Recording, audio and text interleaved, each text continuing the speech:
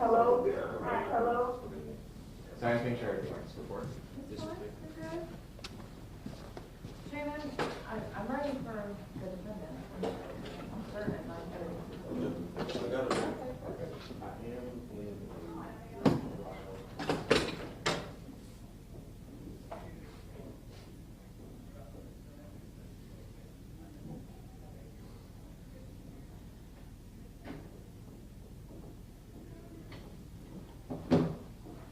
I am curious to hear what Christina said.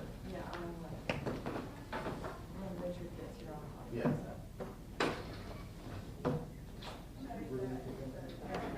I can't send emails.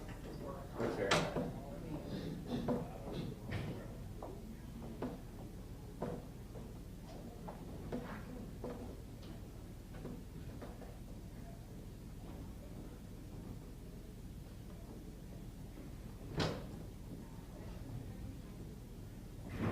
If it makes you feel better, I do know that Judge Givens did allow Robin Pittman to do it in a trial, which is why, Judge Mulder did in one of Robin Pittman's trials. Okay, well, let's not talk about anything.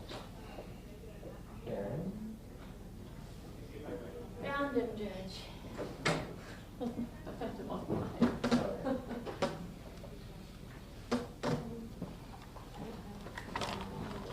I feel like Richard has a funny email address. Do you know Richard's email address? He has like two. Okay, one of them is funny. Let's see if I can find it.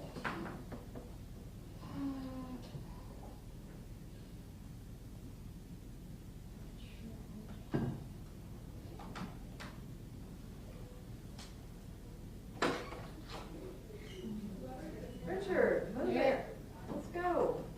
Oh, we ready? Well, the whole point was for us to be here early to talk about stuff. Oh, okay, let's talk. Well, let's come up here and talk about something. I'm Okay. trying to find your email address. What's your email address, Richard? Oh, it's that, AOLRICHA.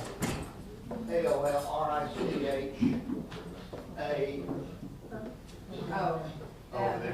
Yeah. You want to cipher or- Yes. AOLRICHA9 I got it. Fairly old school, but I'm keeping it. Well, the problem is when it's not recognizable, it's hard. When it doesn't pop up. Like if it doesn't have your name in it, it's very confusing. Yeah, I know. Okay, so, here's the sitch. I was surprised to hear Oh, you want to sit there? that, well, so it's possible, you can't talk about it, I was gonna say, it's possible that they can use it.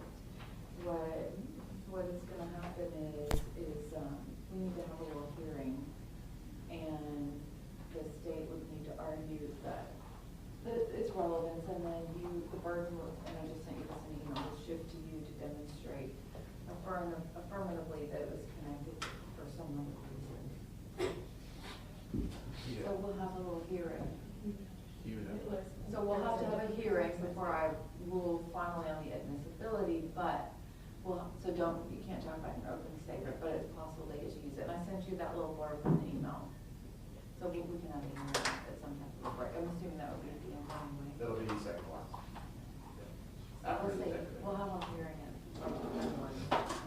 So I would have to ponder how we Well, would I'm do sure it. your client has an alternate explanation. Yeah, he does actually. Okay, well then that's it.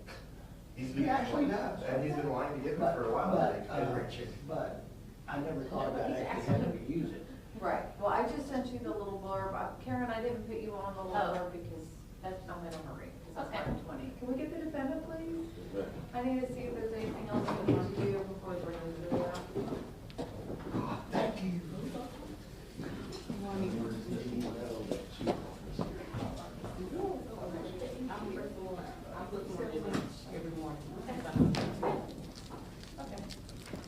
Okay. We're gonna go on the record in the state of Texas versus Antwan Franklin. Let the record reflect all parties are present. The jury panel has not been brought in yet. Is there anything that we need to take up outside the jury board bring them in this morning? No, Judge, not from the state. I did want, actually, let me clarify. I uploaded 2 videos last night to defense. They're the videos that are already there, like, so of the surveillance videos. I just had them stitched together into, like, so it's not 21 different clips. I don't know if you recall me doing that last time, where it was, I had to click and play, like, over and over again. I stitched it into one video. Okay. And I've uploaded that, and I have a document as well that I'd be asking to admit for record purposes at the appropriate time, that I've also tended to defense, so to explain that video. Okay. And have you already entered, like, are you doing like Michael Morton? I have not done the Michael Morton yet, but I need to print that out, and I'd offer that for, at State's Exhibit 200 once I print it out. Okay, so we're not ready to do that yet. Okay, so we're ready when all the jurors get here. We're missing one downstairs. We're clear on the speculation on that intent to kill thing, right? I'm not going to ask the detective about intent to kill. I will tell him to not make that intimation this time. Got it. I have not spoken to him about that yet, because I have not seen him yet this morning, but I have. Okay. I will tell him. That pertains to an off-the-record discussion we had yesterday. Okay, all right, well then, we're gonna go off the record now until we get the jury. Ma'am, Oh, I was just telling Gina that we're going off the record, unless you wanted to. can I be excused for a couple minutes, Judge? A couple. Yes, literally a couple. Go ahead, Russell. Have you still got that? Have you still got that application for probation up there? I went ahead and had them file it so Oh, that it would get onto on base. Oh, okay, great. 'Cause I Just was to be thinking safe. We walked off and, No, I had it, and I went ahead and gave her the motions and the punishment election, and said, go ahead, let's go ahead and get it on Odyssey just to be safe. yeah. Let me look. I Oh, know, good. I knew it was on record, but I know you said. Yeah. I'll let them know. Yeah, before we start, I'll make sure, yes. I thought I lost it. No, you didn't. No, you did it to me. You did not lose it. And you even put on the record. Yeah, it was on Well, I record. remember it being on the record. Oh, you know what we do need to do? I mean, we don't have to do it right this second, but I always forget, in trials, the appellate form. I know. I always forget it, like, they're always coming back. Oh, you want me to get one? Do you have it? I'll get it. Let me get it now, so I have it. Because Don't that's forget it. always a problem. Right. It's some odd thing. It's odd. Yeah, and y'all's things are already actually uploaded into OnBase. Yay. Yeah, Odyssey, whatever it is. Whatever it is. Yeah, whatever It it is. is. Judge Manfred. Mackenzie and I have agreed on protection. Okay. Case that's indicted. We'll agree to 25,000. 25,000, same condition? Correct. She filled out a sheet as a state way. Thank you.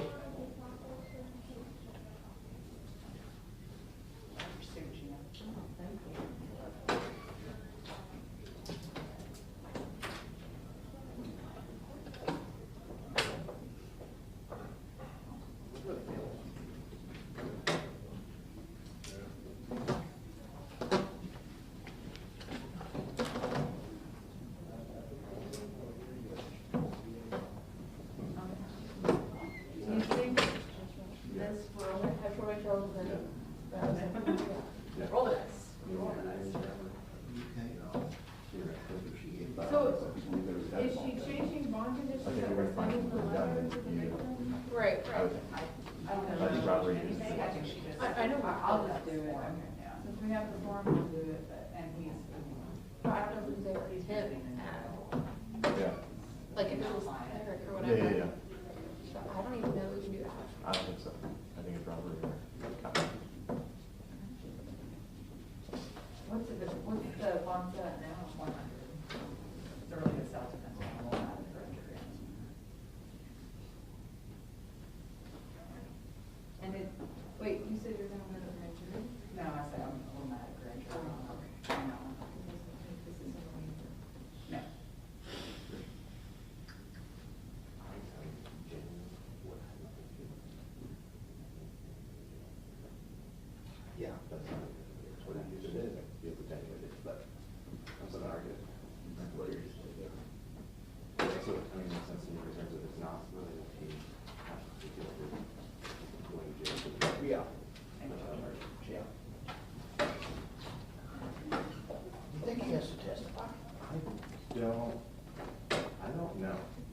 Judge, is he able to proffer it, or does Mr. Franklin? Well, I mean, I think if he did testify for the hearing, it would be for that limited purpose. No, we may do that.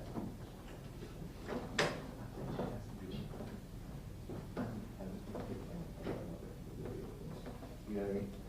It's not, I don't really want to create. Judge, I went to another court to get that certification right. Oh. They've got a triple pit, and all you have is this one that just, do you mind me using Anything else? those? Of course not. Is that way I can get it?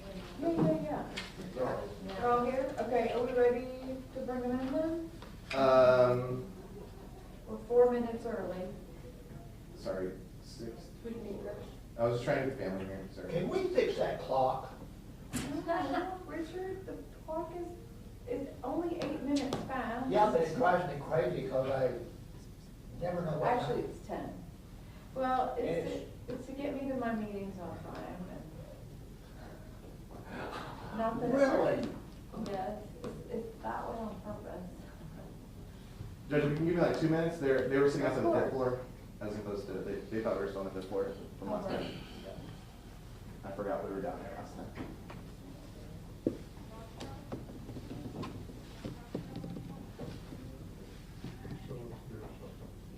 She's here? Upstairs or with them? She's a cupid, you said. Can you help round them up, please, the family? Can you grab the family and help round them up so we can get started? Yes, Your Honor. Okay. I understand you're starting at 9:30 though. You're starting at 9:30. I get it. That's 3 minutes. I know. You know I like to be timely. And I appreciate that. I'm not trying to disrupt your time with this. Just keep it out so we don't forget. This is gonna be their first time lining up, right? Do you wanna start lining them up? Yeah, that is the deal. 22 seconds. And everything's good to go on it? Yeah. Okay, we're ready to make the decision. Great, that's all right.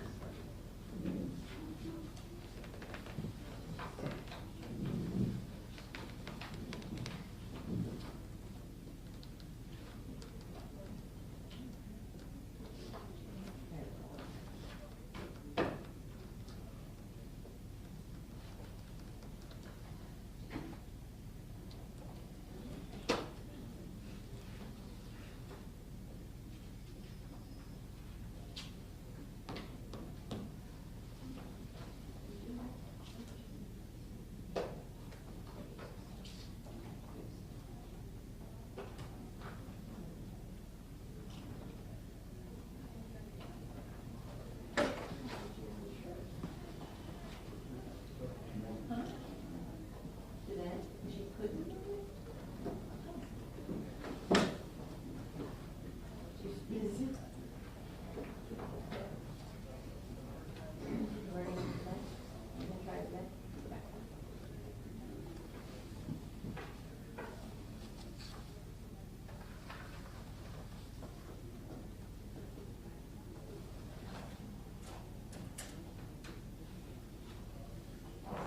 All right.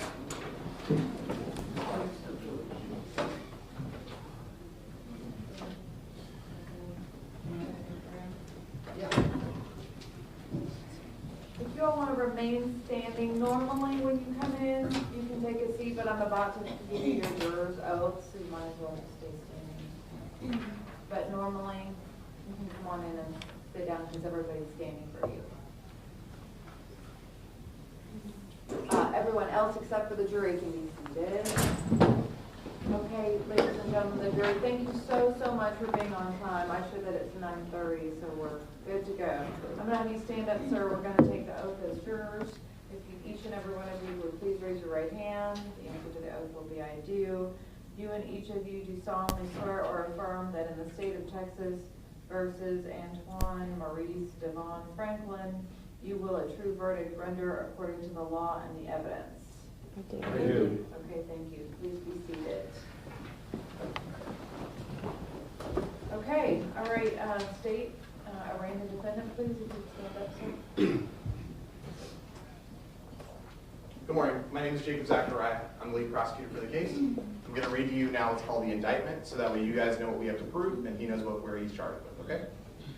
Indictment number F2276141, in the name and by the authority of the state of Texas, the grand jury of Dallas County, state of Texas, duly organized at the July term AD 2022 of the 194th Judicial District Court for said county, upon its oath, do present in and to said court at said term that Antwan Franklin, hereinafter called defendant, on or about the 5th day of May 2022 in the county of Dallas, state of Texas, did unlawfully then and there intentionally cause the death of Du'Vonta Lampkin, an individual hereinafter called deceased, by shooting deceased with a firearm, and the defendant was then and there in the course of committing and attempting to commit the offense of robbery of said deceased against the peace and dignity of the state, signed the foreman of the grand jury. And how does your client plead? Not guilty. All right, you can be seated, thank you. You need to make an opening statement? Yes, Your Honor. All right, go ahead. May it please the court, opposing counsel, members of the jury. Okay, we're here today on the capital murder of someone named Du'Vonta Lampkin. Du'Vonta was a former football player. He played for OU. He played for in the NFL for a little bit as well. And then afterwards, he stopped doing that and he started doing other stuff.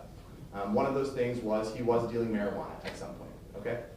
May 5th of 2022, he runs into one of his friends, Antwan Franklin, someone he thought was a friend, and goes out with Antwan Franklin. Antwan Franklin and him do drugs together. They get high.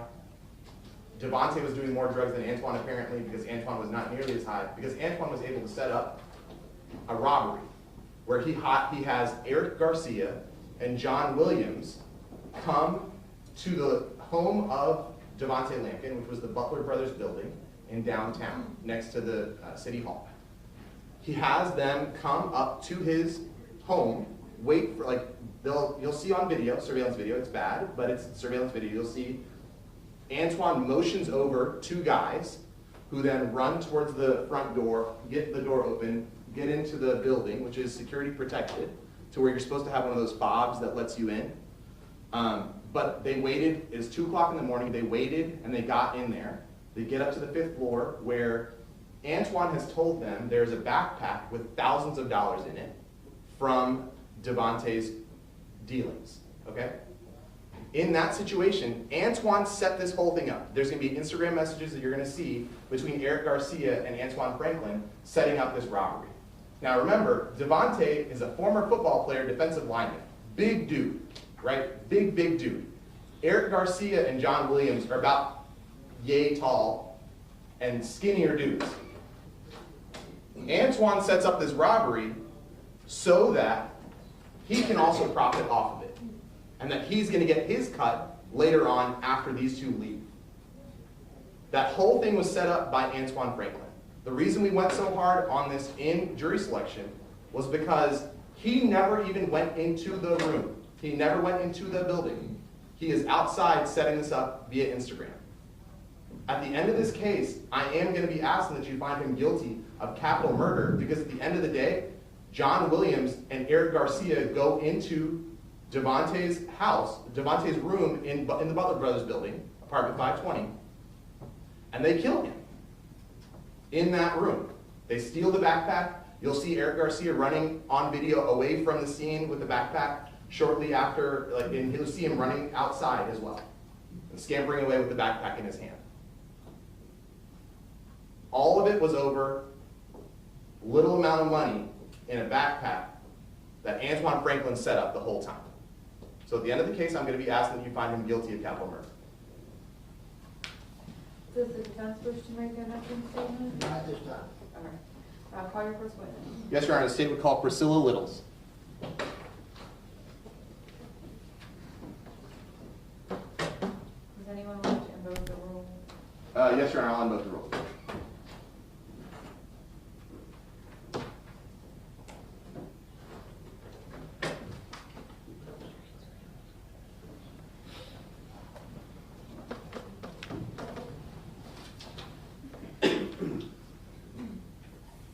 Good morning.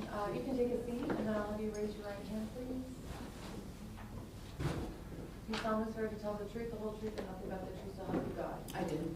All right, lower your hand, and you know, that microphone will move if you want to pull it a little bit towards you. The chair doesn't, but the microphone does. All right, whenever you're ready. Thank you, Your Honor. Ms. Littles, could you please introduce yourself to the jury? Hi, I'm Priscilla Littles. Ms. Littles, where do you live? I live in Fort Worth. Okay. And how are you involved in this case? I am very good friends with the parents and Du'Vonta. He Okay. was my daughter's boyfriend. And- Okay, and by parents, you mean the parents of Du'Vonta Lampkin? Yes, So that means you knew Du'Vonta Lampkin. yes. Could you tell the jury about Du'Vonta Lampkin? He was a very kind, gentle person, very loving. He was very giving, would do anything for anyone. Just a gentle giant.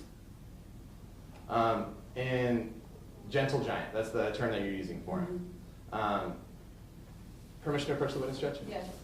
I'm going to show you what has been previously marked as State's Exhibits 1 and 2. Do you recognize State's Exhibits 1 and 2? Yes, What are State's Exhibits 1 and 2? pictures of Du'Vonta. Do these truly and accurately represent what Du'Vonta looked like when he was alive? Yes, Okay. Do you recognize these pictures of him? I do. Okay. And so these are fair and accurate depictions of him. Yes. I'd offer States 1 and 2 for all purposes. No objection.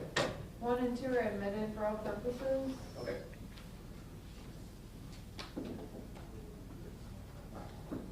Okay, so we see that smile that Du'Vonta had in State's Exhibit number 1.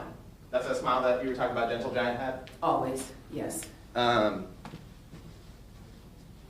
so you said Devontae's parents, you're good friends with Devontae's parents. Are Devontae's parents here today? Yes, they are. Could you please point her out? His mom and dad are sitting on my left side, your left, my Okay. left side. And so, do they live here as far as you know? No, They live elsewhere, right? yes, But you're here basically testifying on behalf of the family. yes. Could you tell us, how big is Devontae's family? He has a large family on his dad's side. He has sisters, brothers, nieces, nephews, uncles, aunts, and lots of friends. Do you know what kind of son Du'Vonta was? What kind of son? Yeah. He was a loving son to his parents. He did a lot for them. Very close to his siblings. He was a good person. How was he as an uncle, do you know? He adored his niece and nephews. Um, Absolutely adored him. How was he as, you said your daughter, he was your daughter's boyfriend, right? Yes, they met at the University of Oklahoma and started dating. Okay, and so Du'Vonta played football, right? Yes, Do you play football at the University of Oklahoma? yes. What, do you remember what he played? He was defense. He was on the line. Defensive line? Mhm. How big was Du'Vonta? At that time, he was probably 6'5". His height didn't change, probably 6'5", 6'4", about 340, So that was 335 back in college. in college, yes. Later on, like more recently to this, do you remember how big he was? When I last saw him, which was April of 2022, he probably weighed about 260 maybe. Still a bit, I mean, still 6'4", 6'5". Yeah, but he was a lot smaller. Okay, but he was still, you know, a big dude. Still tall. Okay, and 265 is not a light man. Not light, but light for him. For him, sure, For him, sure. yeah. Okay, and so you've known Du'Vonta since your daughter and he started dating in 2017. 2017. So you knew him for 5 years, right? Yes. How old was he at that time, would you know? When they met, Yeah. probably about 19, 20. Do you know where he was from originally? Houston area. Houston area. So he played football in Houston probably then too? Yes. Okay. Do you know where he played in Houston? Cypress Fall High School. Cy Falls High School? Mhm. And after, so was he a good football player in college, as far as you recall? Oh, absolutely. He Yeah. was extraordinary. He was a standout. defensive Stand up. Oh, yeah. line. And in fact, he ended up playing the NFL, right? Yes. Do you remember what team he played for? Tennessee Titans. We see the Titans, right? Yes. He's wearing the jersey. Yes. He also played for the Ravens for a little bit too, right? Yes. Okay. And then also another league for another team. Canadian football league Mhm. afterwards. Yes. Okay. Other than football, do you know of any jobs that he had? I know he worked for Vayner Sports where they trained athletes. So that was part of his money making, was training other athletes to be able to do what he did. Yes. Did he enjoy doing that, as far as you know? Yes. Was he happy in that? He was. Okay. Did he and your daughter continue to date after college? For a while. Okay. Mhm. But they were still friends? They were still friends. Okay. Do you know when it was that he moved to Dallas? I don't know the exact date and month, but it was somewhere perhaps in 2021. And do you know what he was trying to do here in Dallas? He was talking about doing real estate. Okay. Did he ever get into that as far as you know? I don't know. Okay. Permission to approach again, Judge? Yes. Okay, and so we've seen a picture of Du'Vonta while he was alive, and unfortunately I need you to identify another picture for me. Do you recognize this photograph? Yes. And who is that in the photograph? Du'Vonta. This is State's Exhibit 85 for record purposes. This is Du'Vonta after he had passed. Yes. Okay. And I'd offer State's 85 for record purposes. Okay. Okay. 85 for record purposes. Okay.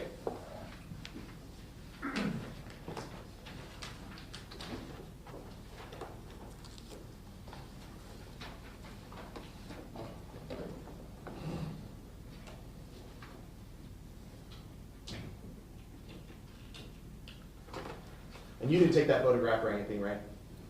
No. Right. And so that's why we can't show it right now to the jury, but for record purposes, we just have to get that part in. But you recognize the person in the photograph, right? Yes. Okay. Did you,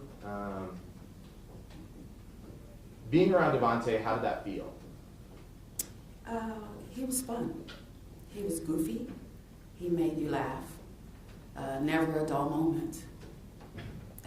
What you see on those pictures, he was always laughing, being silly. Just a fun person to be around. Loved by a lot of people, would you say? By a lot of people.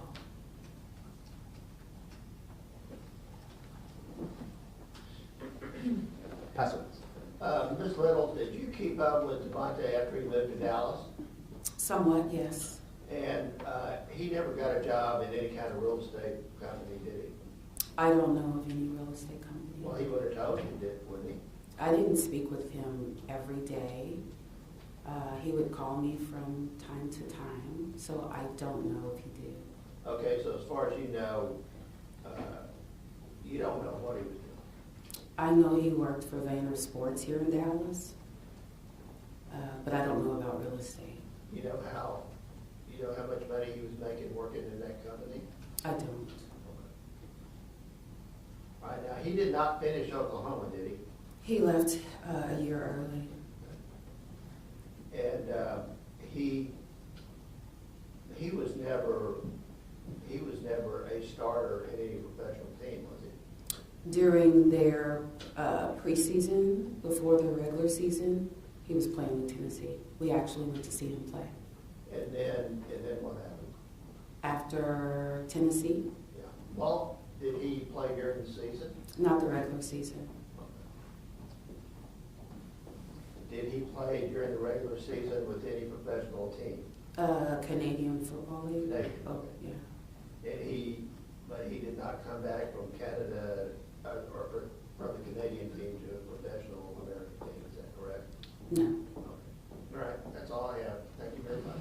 No further questions, Judge. All right, may this witness be excused? Yes, Your Honor. No objection. All right, you're free to go or stay at this point, Randy. Thank What you. further was the state? Judge, the state will call Debonair Clarence.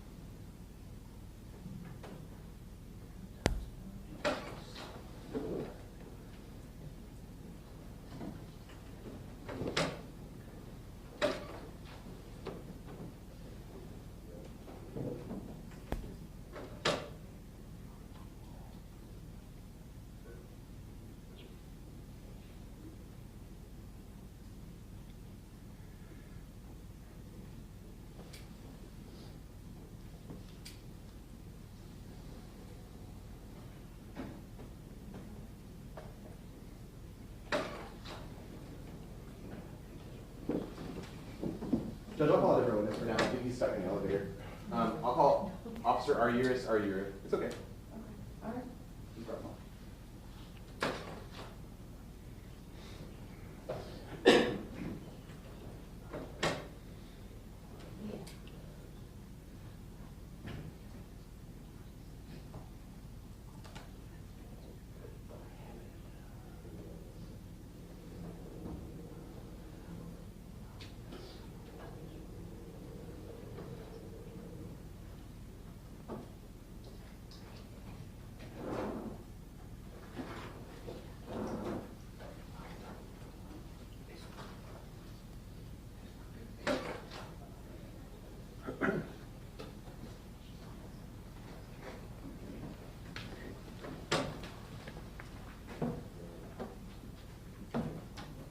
Raise your right hand, please. Someone swear to tell the truth, the whole truth, and nothing but the truth, so help you God. Yes, ma'am. All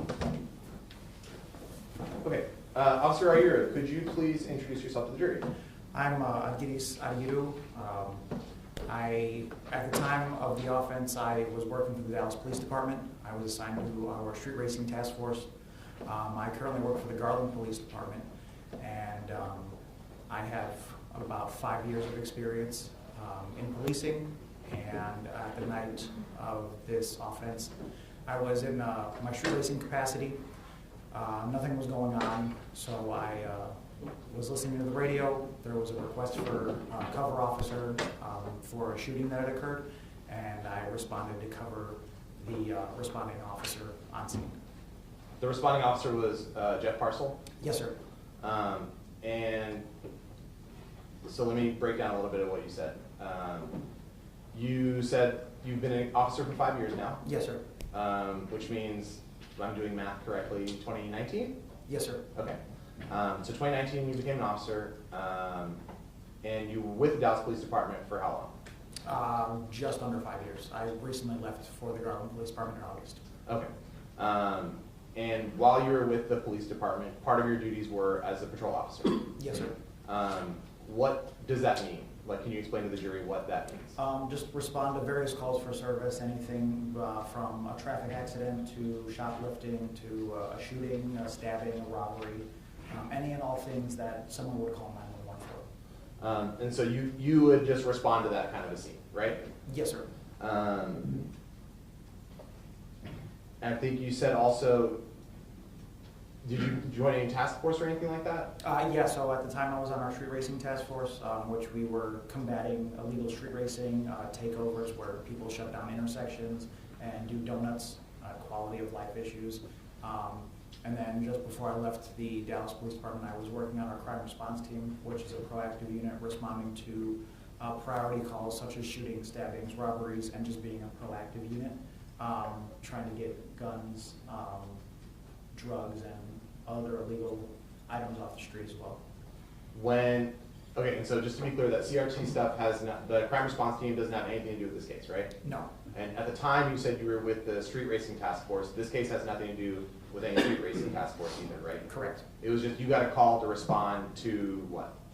To a shooting that had occurred. Okay. And that's normal for you, right? As a Yes. patrol officer, even though you were on a task force, sometimes you still have to respond to scenes like that, right? Yes, sir. Okay. And do you remember where it was you were dispatched? It was the Butler Brothers building, 500 South Irving. Okay, and that was on May 5th of 2022, right? Yes, sir. Okay. The Butler Brothers building, is that in Dallas County? It is. Is that in the state of Texas? It is. Is it right next to City Hall? It is. Can you say the address one more time? You said it really fast. 500 South Irving. Okay. Permission to approach the witness, Judge. Yes.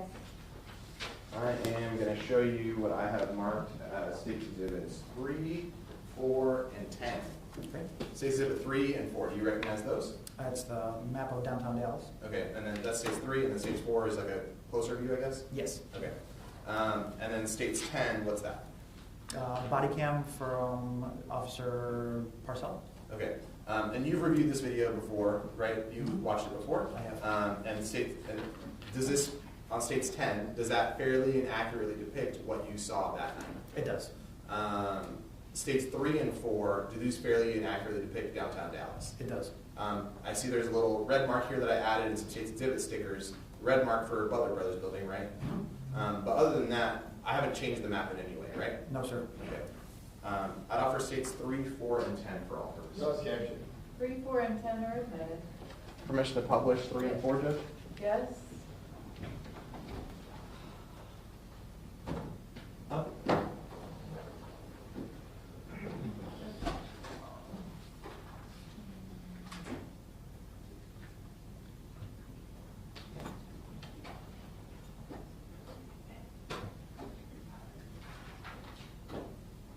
Okay. So we're looking at states 3. This is what we're talking about. This is 30 here. This is Woodall Rogers up here, right? Yes, sir. And then we've got this little green space right here, right? Yes, sir. And then the Butler Brothers building right next to it, correct? Yes, sir. That green space is where City Hall is located, correct? Correct. Okay. And looking at, well, just so that everyone can get their bearings, the Reunion Tower is over here, right? Yes, sir. Okay.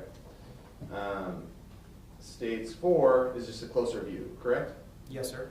All right, and so Butler Brothers building, it's not like it's just on this one little edge right here. It takes up this whole block, basically, right? Correct. Okay. And City Hall takes up this whole block right here, correct? Yes, sir. Okay. Just so we all get a bearing of where we are. Could you please describe to the jury what you saw that day that you went to Butler Brothers building? So once I arrived on scene, I parked my squad car on Hervé. I entered in through the main door, and I went up to the floor where the offense had occurred. As I enter, Officer Parcell was already inside, and we made entry into. I made entry into the apartment. There was a long hallway, and then once I passed through the long hallway, there was a kitchen.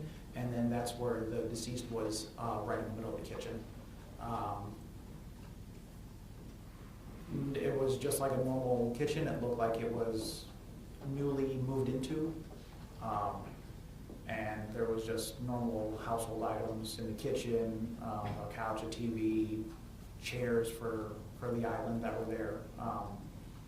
And what I saw was the deceased laying on the floor, face up, with a gunshot wound to the chest, and there was a little bit of bubbling that was occurring from the gunshot wound, and there was a distinct odor that there was that someone had potentially defecated themselves in the room as well. So that was one smell you had. Did the blood? You said there was some blood, right? Yes, sir. Was it still wet, or was it dried up a little bit, or? It was a mix of both. It was a little bit of wet, a little bit of dry. From what I saw, I didn't see anything below him. I only saw I didn't see any blood underneath the individual, the deceased, just on his chest. Okay. And did it look like he had just passed away within the last 5-10 minutes? No, it looked like he had been there for a little bit. Okay. A little bit meaning more than an hour or two, would you say? Yes, sir. And that's based on your training experience? Yes. Having responded to scenes like this for the last 5 years? Yes, sir. Okay. I think you said you went to the apartment, that was apartment 520, right? Yes, sir. I think you said you noticed odor of that someone may have defecated themselves. Yes, sir. Was there anything else, that sights, sounds, smells that you remember other than that? No, that was the only smell. That was the most distinctive smell that I could recall from that night. You said that you saw some bubbling from his chest. Yes. Does that mean he was still bleeding out at the time, or do you know? No, he was, from what I recall, paramedics already had declared him deceased, so we were just waiting for homicide to show up. Okay, and you're not the scientist in terms of knowing why gases bubble like that out of someone's body? I'm not 100% sure. Great.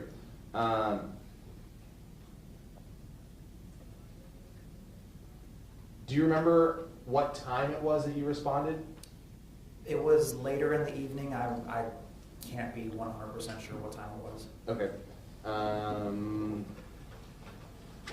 Permission to approach the witness one more time, Judge. Sure.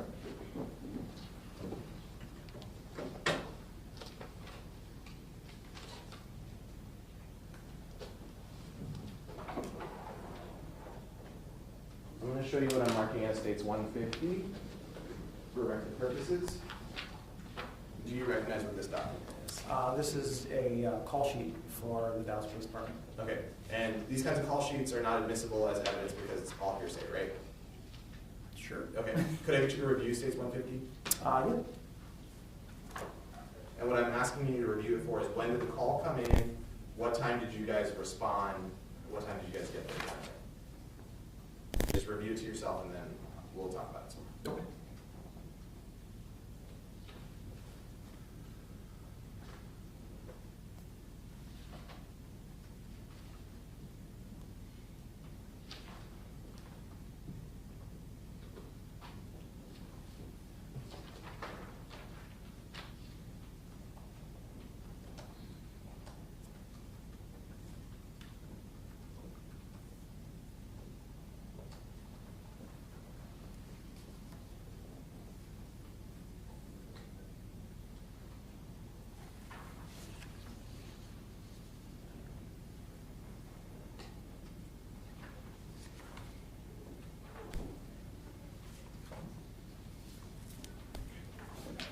Having reviewed states 150, if I said that the 911 call came in at 22:10:41, would that be right?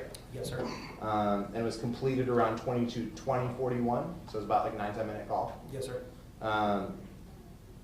DFR got there, right? Mm-hmm. Dallas Fire and Rescue got there before you guys? Yes, sir. Dallas Fire and Rescue, to be clear, is the paramedics, right? Yes, sir. And so you were dispatched at 22:26, that's, if we're doing math, 10:26. Yes. Is that right? Okay. So about, call came in around 10:10, call was done around 10:20, 10:26 you guys were there. I was not on scene at 10:26, I was assigned at 10:45. Okay, so 10:45. Yes, sir. But the call happened at like 10:10, right? Yes, sir. And to be clear, it did not look like the murder had happened that Du'Vonta had passed away within the last hour. Correct. Okay. What were the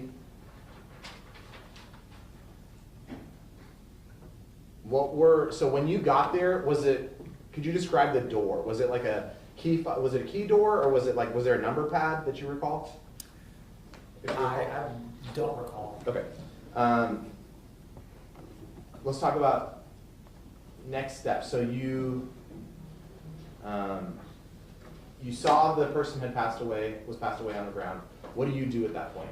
At that point, we notified, homicide had already been notified, so we were just waiting for homicide detectives to show up. And we basically just held down the apartment so nobody else would enter, disturb anything while homicide was preparing a search warrant for that apartment. Do you try to find any information about who had passed away? We looked around. There was a couple of numbers that would indicated that it was an Airbnb, and we tried reaching out to the Airbnb host. We didn't have any success to figure out who was currently renting that apartment. So the case gets assigned to a detective. Yes, sir. And crime scene comes out? Yes, sir. What does crime scene do? They just document the overall apartment. They take pictures, and they would take swabs of potential DNA on whether it's plates, glasses, trying to see if anyone had left any other DNA traces other than the deceased. Okay. Permission to publish state's pen, Judge? Yes.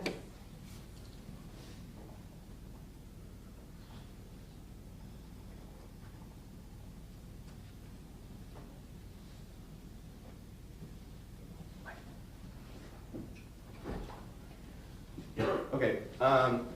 So this is that body cam that we were talking about, right? Yes, sir.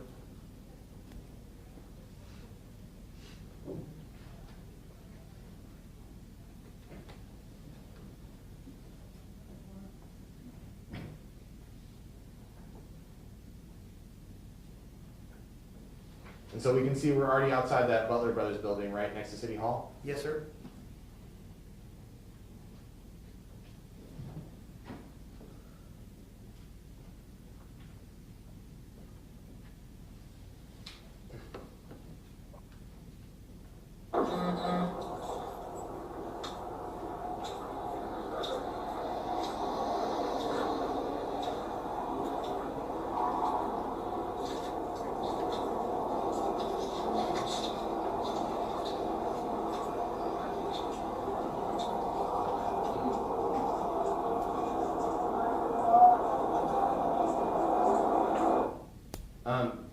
just so we see there's a black Mercedes parked here in States 10, right? In front of the building? Yes, sir. Okay. Thank you.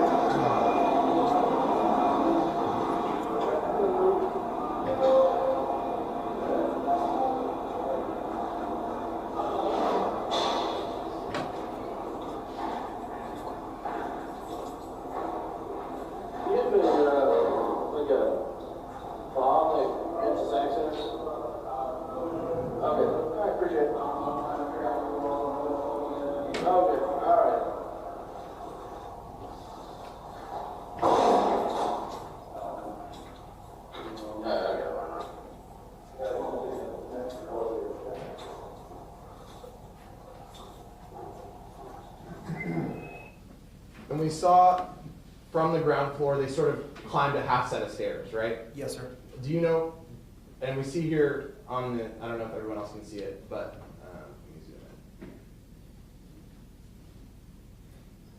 We see on the elevator door that we are on floor number 2, right? Yes. Okay.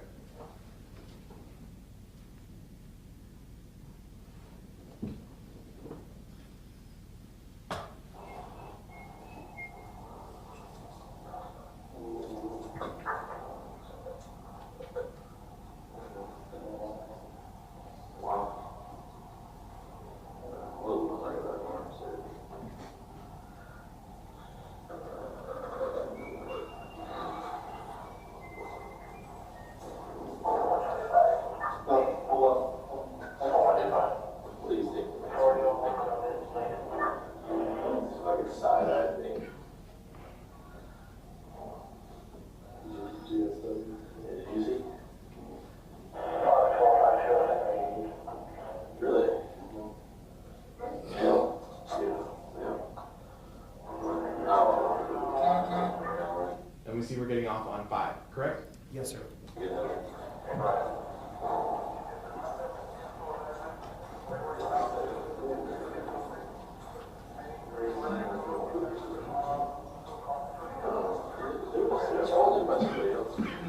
Yep. Well, that's what happens with emergency. I feel like I just walked in to the fire department. Okay. So we're standing now outside of 520, right? Yes, sir. And we see there's a little keypad there, right? Yes. Okay. Oh, 520.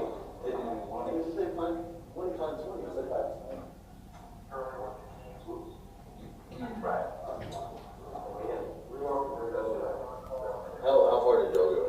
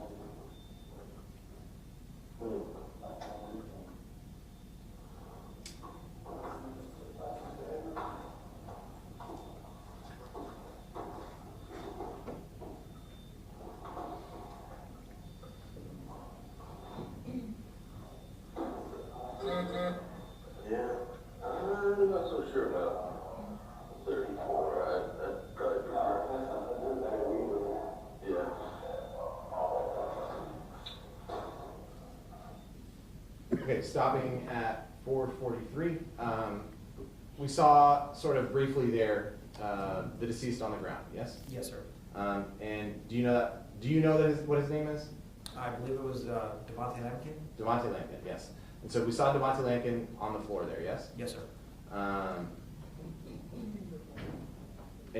we also sort of saw just the scene in general, correct? Yes, sir. Where that other officer was standing is where some marijuana was also found, correct? Yes. Large amounts of marijuana. Large amount, yes, sir. Okay.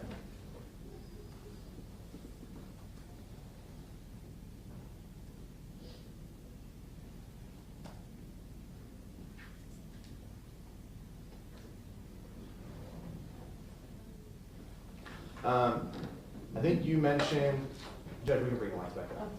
Thank you. Okay. I believe you said that you saw Du'Vonta Lampkin had suffered a gunshot wound. Yes, sir. Do you remember where the gunshot wound was? Chest, like center chest.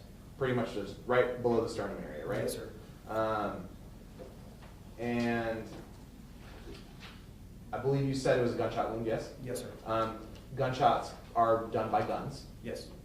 Guns are deadly weapons Yes, sir. because they're capable of causing death, correct? Yes. Another word for a gun is a firearm, correct? Yes, sir. Okay. Pass it, please. All right, cross-examination. Officer, the fire department had already been in that apartment and come and gone, is that correct? Yes, sir. Now, you had one fireman come up there with you, what was he doing? I believe he was guiding the other officers to the apartment. How many officers have been roaming around in there before you got there, do you know? From what I can tell in the video, 2. All right, and what were they doing exactly? Looking around, maybe looking for a potential weapon, seeing if there was anyone else inside the apartment.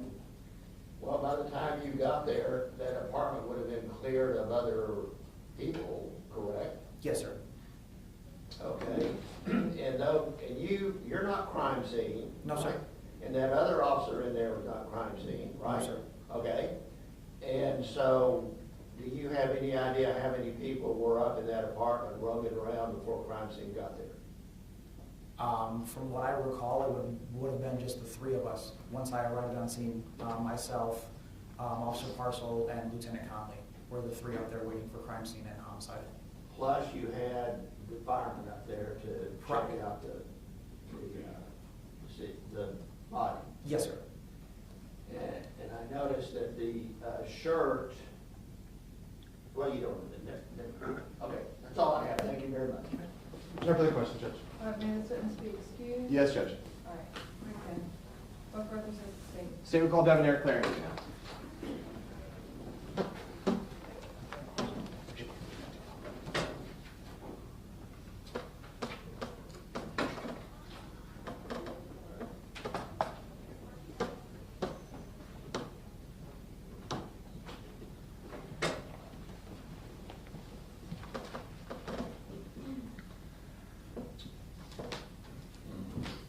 Go ahead and take your seat, sir. Then raise your right hand for me. How you doing? Good. Raise your right hand, please. You solemnly swear to tell the truth, the whole truth, and nothing but the truth, so help you God. Is that a yes? Yes. Okay. Whenever you're ready, you can proceed. Thank you, Judge. Mr. Clarington, could you please introduce yourself to the jury? My name is Erik Garcia, Devin, where do you live, just generally? Miami, Florida. Miami, Florida. You are here today to testify on this case, correct? Yes. We had to subpoena you to come here, correct? Yes. Who was Du'Vonta Lampkin to you? He was a best friend of me. We met through football. We were supposed to go to University of Texas with each other, but he ended up going somewhere else, and I ended up going somewhere else too. But we stayed in contact. Okay. You said he was one of your best friends? Yes. Are you dating somebody right now? No. Do you have a mother, do you have any children? Yes, I have one child. Okay. And do you live with the mother of that child still? No. Okay. And they're all back in Miami? Yes. Okay. And so are you from Miami? Yes, I'm from Miami. I was born and raised. You were born and raised there? Yeah. Okay. And then you said you met Du'Vonta when? Through a visit at University of Texas, and then we really became friends from there. Then I started visiting Houston since University of Texas right there in Austin, so me and him really got real close. Okay, and so you were visiting as like on like a football trip. Y'all trying to figure out where. Sorry, did you play football in high school? Yes, What position did you play? I played wide receiver. What did Du'Vonta play? He played D tackle. D tackle. So Du'Vonta was a defensive tackle. You were a wide receiver. Both of y'all were on like a school visit to figure out where you're going to play in college. Yes. And both of you were visiting the University of Texas for that. Yes. I'm saying that's when y'all met. Yes, that's where we met. We met right there in Austin. Okay.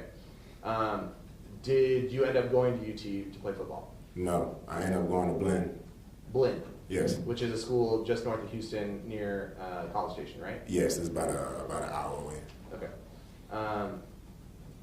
And so you end up playing at Blinn, and Du'Vonta, does he end up going to the University of Texas? No, he actually ended up going to Oklahoma University, and he was in and out of Houston. So anytime he came to Houston, I drive from Brenham, Texas, from Blinn, and I go see him. Okay. And just in case you're unfamiliar, Brenham, Texas is also where Bluebell Factory is, correct? Yes. The Bluebell ice cream factory that we all love. So Brenham is like an hour and a half from Houston. Mm-hmm. And is that yes? Yes. And then you would go visit him whenever he'd go visit his family in Houston? Yes. Okay. Did you go visit him when he was playing in Oklahoma? No, because anytime the football season was started, I was playing football too.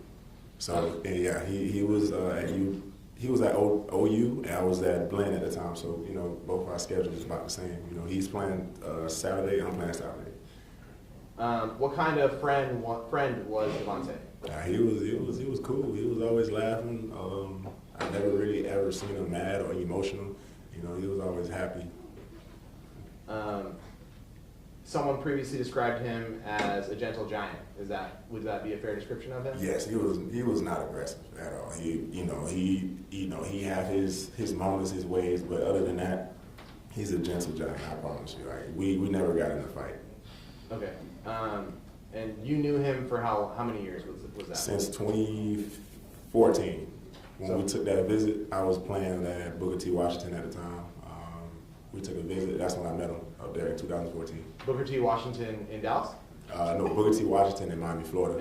It was a high school.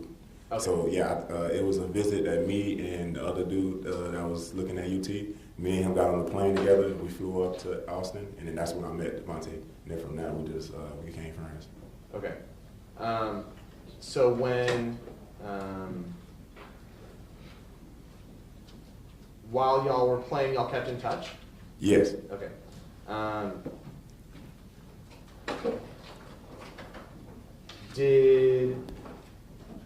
When y'all graduated from college, when y'all left college, he went on to play in the NFL, right? Yes. Did you go play in the NFL as well? No, I never made it. Okay. What did you end up doing after you finished from college?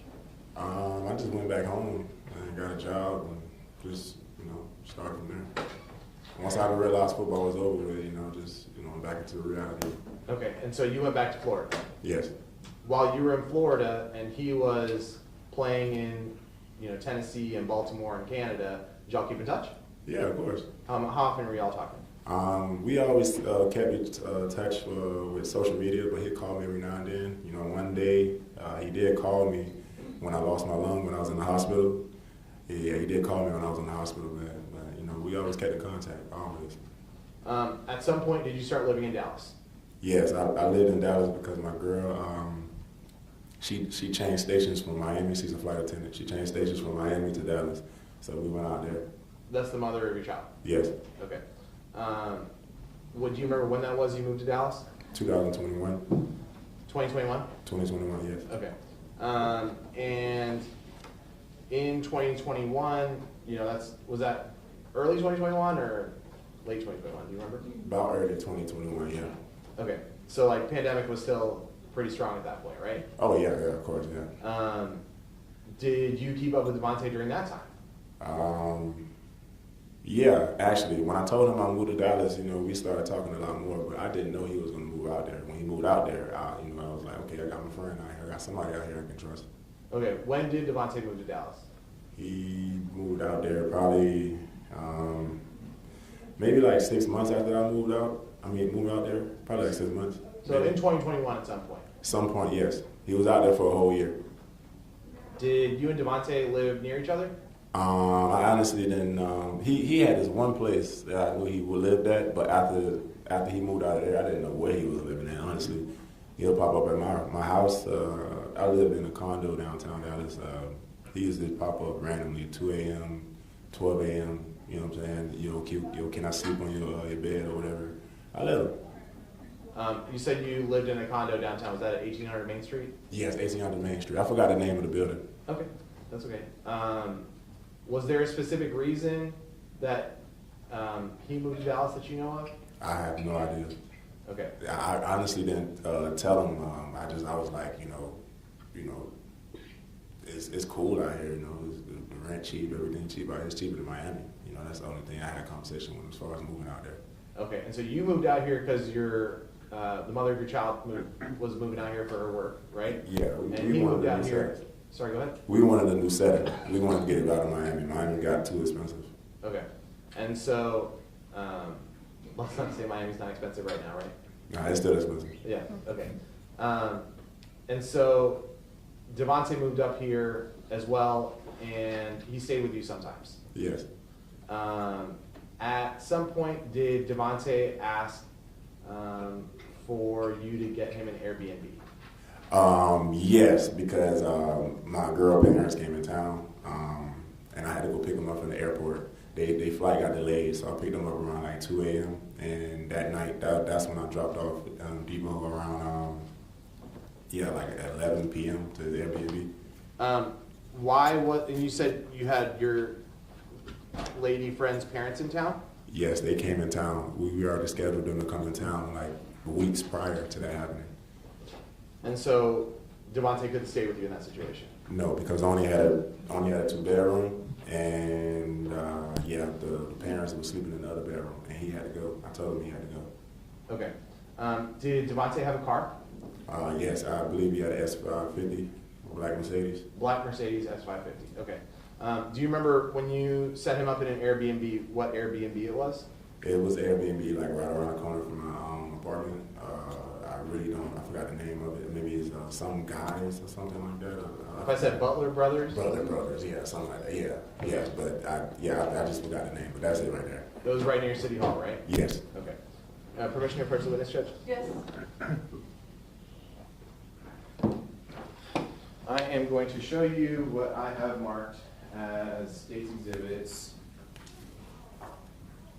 5, 6, 7, and 8. Do you recognize those photographs? Yes. Who is in these photographs? That's Du'Vonta Lampkin. Okay, and do you know where this is at? Yes, that's right out there, right in front of Butler Brothers' Airbnb apartment, hotel. Okay, and we see his black Mercedes in the photographs as well? Yes. Okay, at least in 5 and 6. 7 and 8, we don't necessarily see his car, but that's still the same area, right? Yes. I'm also going to show you State's Exhibit 9. What is State's Exhibit 9? That's a 911 call. Is this a 911 call that you and your girl made that night? Yes. On May 5th, 2022? Yes. I'm showing you what I've marked as State's Exhibit 61. You recognize that? Yes. What is that? That's the video of me walking to the lift. That's a surveillance video that you had seen before, right? Yes. Okay, and then I'm going to show you what I'm marking as State's Exhibit, I want to say 85, I think. What? Just lost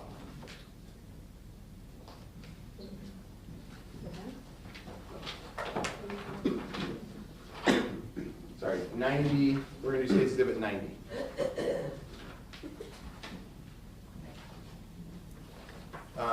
What is State's Exhibit 90? Is it that same video but just stitched together? Right? Yes. Okay. I'm also going to show you, looking from State's Exhibit 61 and 90, do those fairly and accurately depict what you were doing that night when you went back to the Butler Brothers building? Yes. And States 56, 57, States 56 and 57, what are those two? Do you recognize these? You went through them.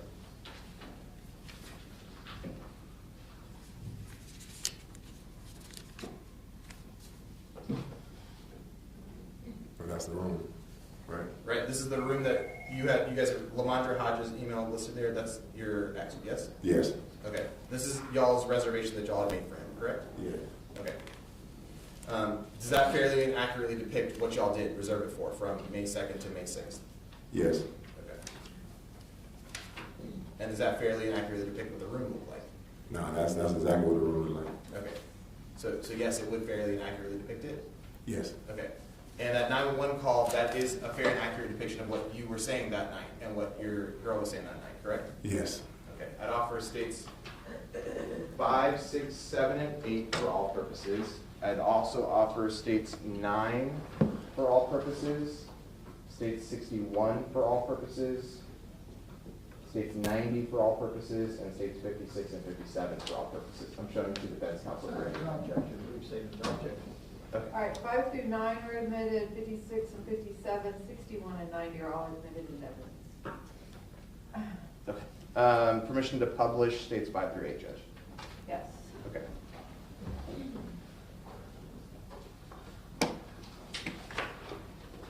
Okay, so let's get an idea of where we are again. Looking at states 4. That's that Butler Brothers building here where the red dot is, correct? Yes. Okay, and that's City Hall right here next to it, correct? Yes. Sorry, let me zoom in. Main Street is this street here, correct? Yes. So you're somewhere up here, like this is where y'all live, somewhere on the street. Yeah, 18, right next to the dog park, in front of it. Right next to this dog park or this Yeah, one? literally right in front of the dog park. Okay. All right, so I'm going to show you, so that's what you meant by just around the corner. It's pretty close by you, yes? Yes. All right. Walking distance, would you say? Yeah. Okay, I'm going to show you States Exhibit 5. Okay, who's that we're looking at there? That's Du'Vonta Lampkin. And that's him wearing that backpack, right? Yes. He always had that backpack on? Yes, majority of the time, yes. Okay. And then that's his Mercedes, right? That Yes. one? Showing State 6, that's again another picture of Du'Vonta with the backpack walking towards his car, correct? Yes. And State 7, that's another picture of Du'Vonta at nighttime this time, walking with his backpack? Yes. And State 8 yet again, correct? Yes. Okay.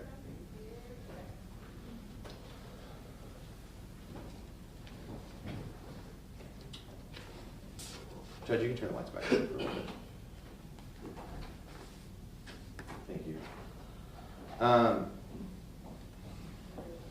So you guys got him an Airbnb at Butler Brothers building Yes. from May 2nd that he was checking in, correct?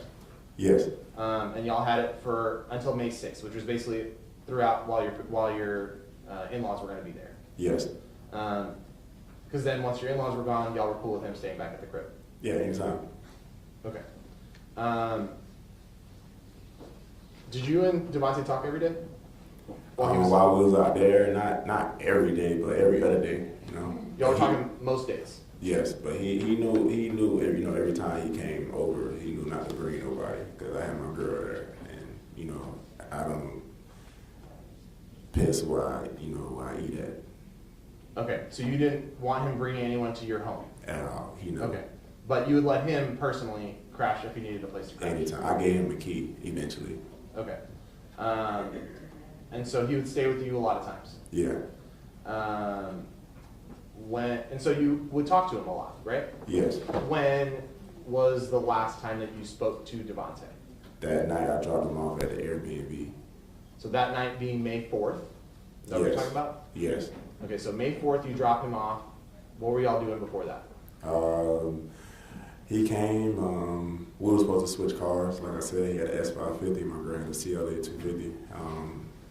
We drove around, went to the store, went to 7-Eleven. We did a couple things, and that's when I got a little tired. And I told him I was heading back to my place. So I thought I was going to drop him off to the Airbnb, leave him there, use his car, then bring it back to him.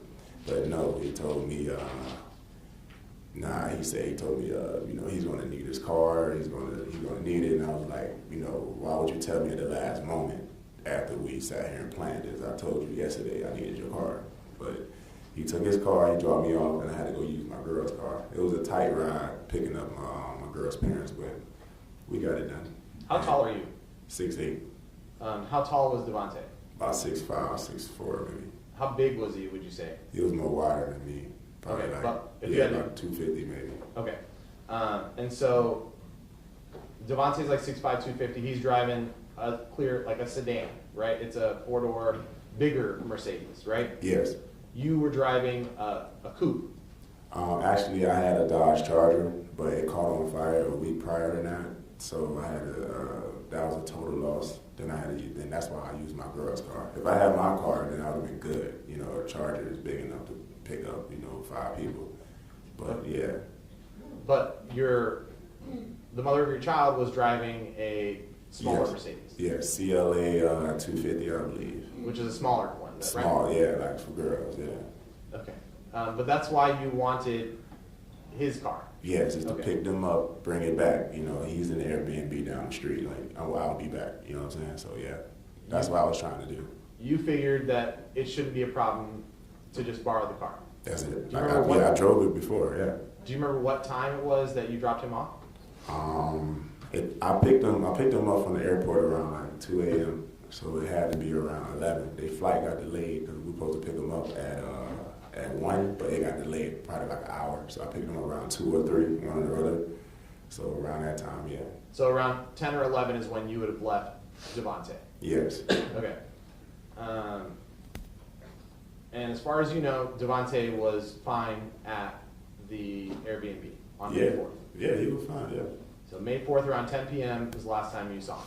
I made sure I didn't record anything or post anything when I dropped him off. I thought he was there alone.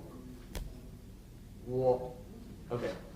Why do you say that?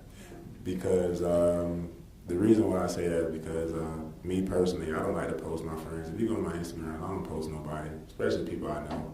I feel like I don't know what people be into, so I don't really post them. I don't post at all, like nobody, Okay. just me. Okay.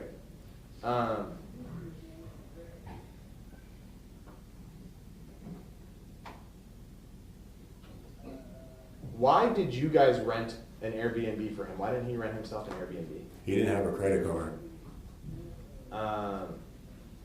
Did you have a credit card or? Yes, my girl had a credit card, so he paid her the cash, and I paid the Airbnb. I believe it was like $600, so he gave her like $600 in cash, and we swiped the credit card with Airbnb for. So Du'Vonta gave Lamondre Hodges cash, Yes. and Lamondre used credit card to pay for the room. Yes. Okay.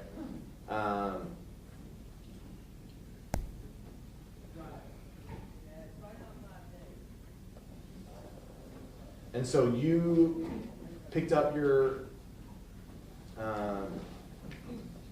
in-laws or your parents, the parents of the mother of your child.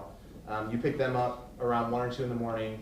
When's the next? So did you go to sleep at that point, or what did you do at that point? After I picked them up, we came straight to my home, and I went to sleep. And after that, the next day, I believe they were asleep. I went out and make some money because I do ride shares and stuff, like deliver food or whatever. And I went out and made a couple money. And then, you want me to explain everything that happened, or? Yeah, I want you to say what happened that day, May 5th, 2022. Okay, yeah. So I went out, did a couple orders, did everything I needed to do, and I came back. One of the dudes in the building asked me, "Where's Debo?" I was like, "You got his number?" Slow down. Okay. Who is Debo?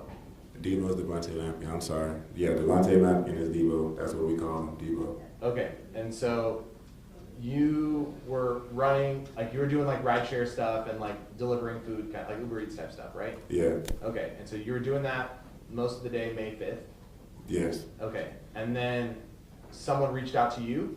Yeah, when I came back home around like 6 p.m. maybe, around that time, somebody asked me like, where's Debo? Where's Debo? I called him, and I was like, you got his number, but, then they kept bugging me about, where he at, and I was like, he at the Airbnb, you know what I'm saying? Like, if he needed you, he'll tell you pull up, you know what I'm saying? Like, why you coming to me asking me about that? I hate when people ask me where he was.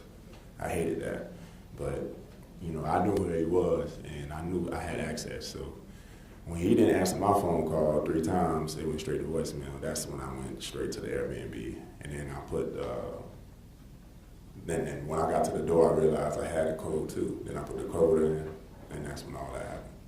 Okay, so you put the code in at the Butler Brothers building, then what happens? I walk in, and I walked in, and everything looked crazy inside the room. The rugs was like, it wasn't neatly placed. There was pillows everywhere, and I believe the fire alarm was going off, dinging off. It was a lot going on in there.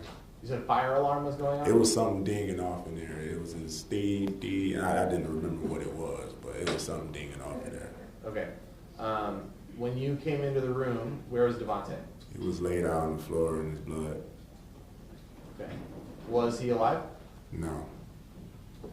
How did that make you feel? I can't really explain it. Were you upset? Were you sad? Were you mad? Were you like? What was the feeling you were feeling? I don't know. I ain't gonna lie to you. Okay. So you go up to the room, you go into the room, you see Du'Vonta Lampkin laid out on the floor in his blood, and what do you do? Honestly, I walked out and I was just, I don't know, my mind was blank from that point.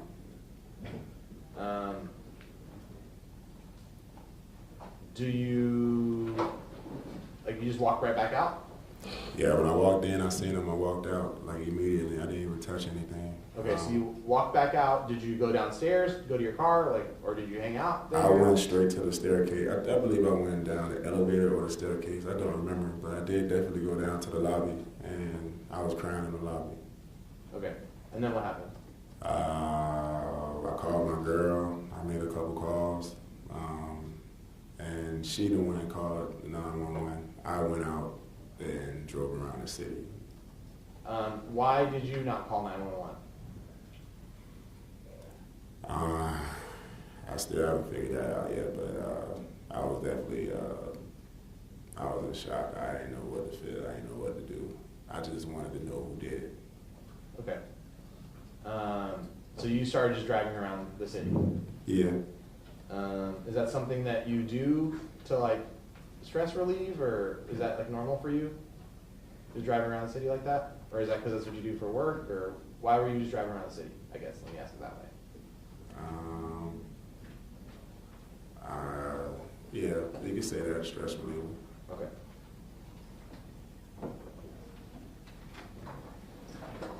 There was a large, all right, sorry, let me first,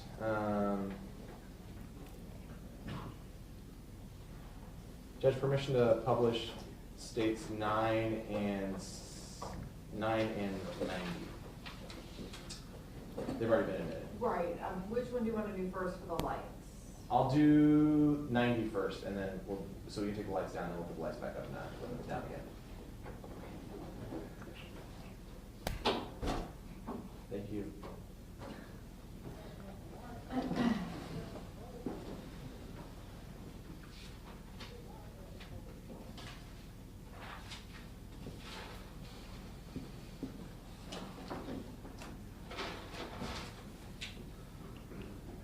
Okay, so we're looking at states 90. This black vehicle right here that we see, is that Du'Vonta Lampkin's car? Yes. Did you just pull in behind Du'Vonta's car? Is that you, the silver car right here? If that's the silver Mercedes, yes. If I can zoom in. That's you, right? Yes.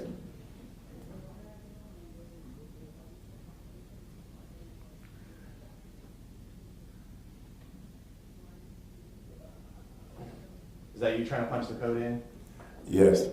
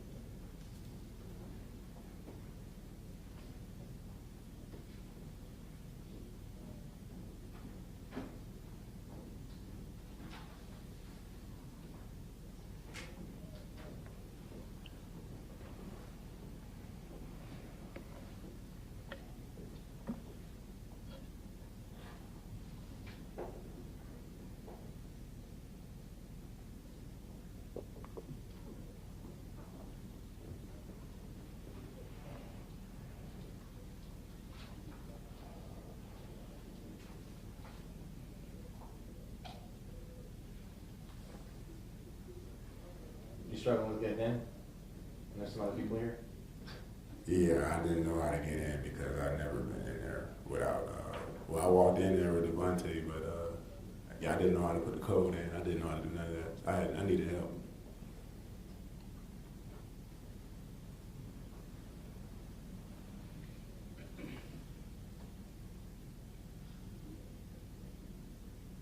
I believe I waited till the person behind me went in. Then I went in with them because I was so confused. So someone else opened the door and you came in that way, right? Yes. Okay. I just wanted to check and see if he was asleep. You were checking to go see if he was sleeping? Yep, that's Is that- it. I thought he was asleep.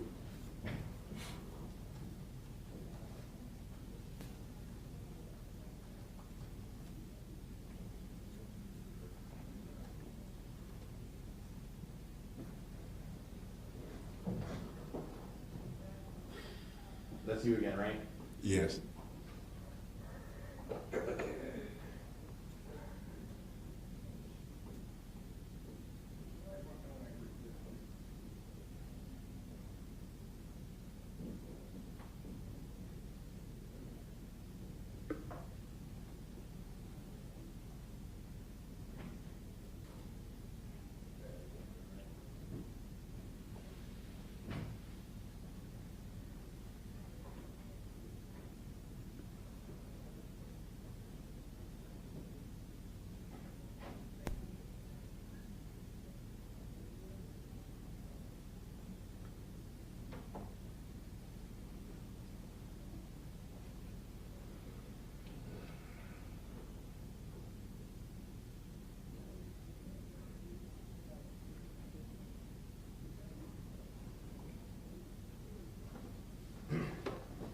So we saw you sort of just go off camera there. That's you walking towards Du'Vonta's door?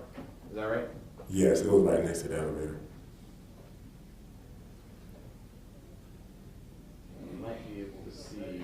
This is you on. It's on the 5th floor, right? Yes, it was on the 5th floor. His room number was 520. Okay, and there you are coming back. Yes.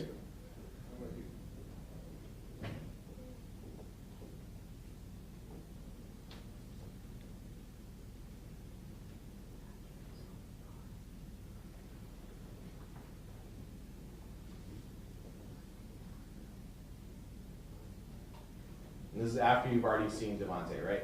This is you going back out now. Is that it right there? No, I'm saying, we just saw you go off camera towards Du'Vonta's. Yeah. Now we saw you get back on the elevator to go down. Oh, yeah. Then if that's it, then yeah, that's me going to the lobby. You're going to see me in the lobby crying and yeah.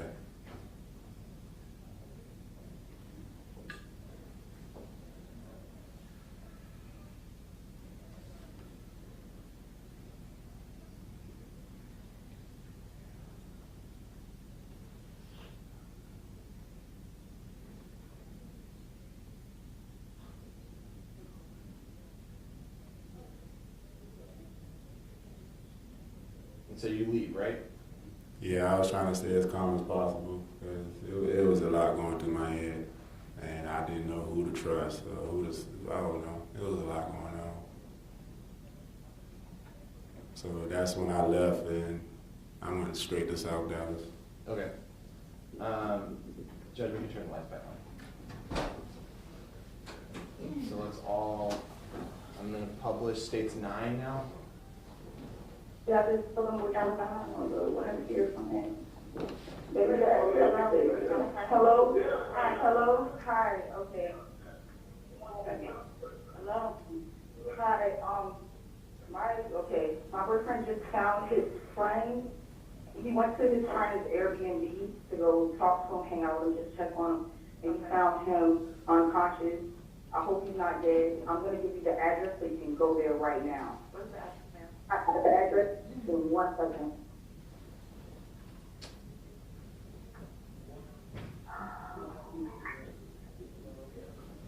Okay, the address is 500 South Irving Street,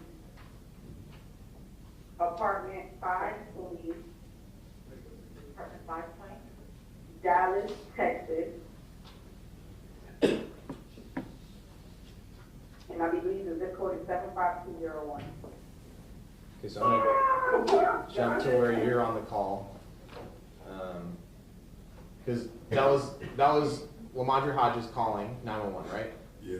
Okay, and then you're not on the phone with her at that moment. No, it was, I believe it was three-way. Okay, and so she gets you on the phone. Yeah. I fast forwarded to 7:30.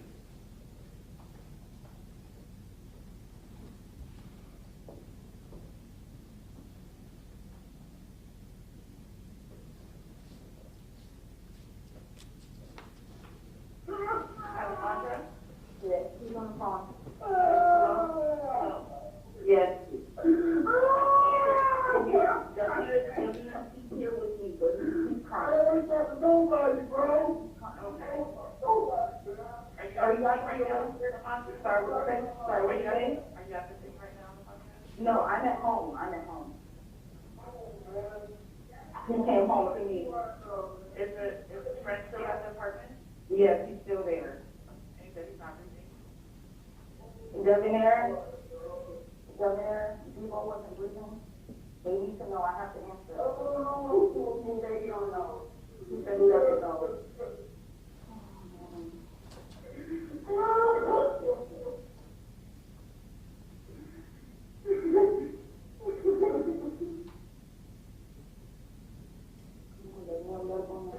When's the last time you spoke to him? I'm not sure. Is he staying there by himself? Yeah, he was there by himself.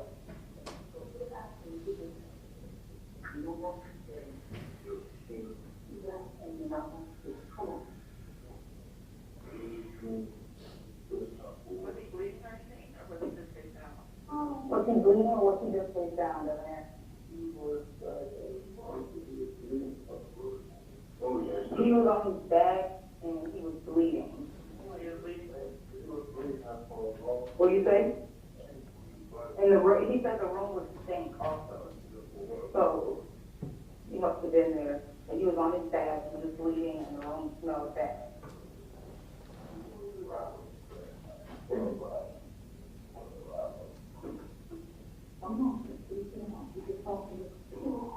he said he was bleeding? Yes, he saw blood. Okay. Thank you for letting us know, ma'am. Somebody be in contact, okay? Thank you. Okay.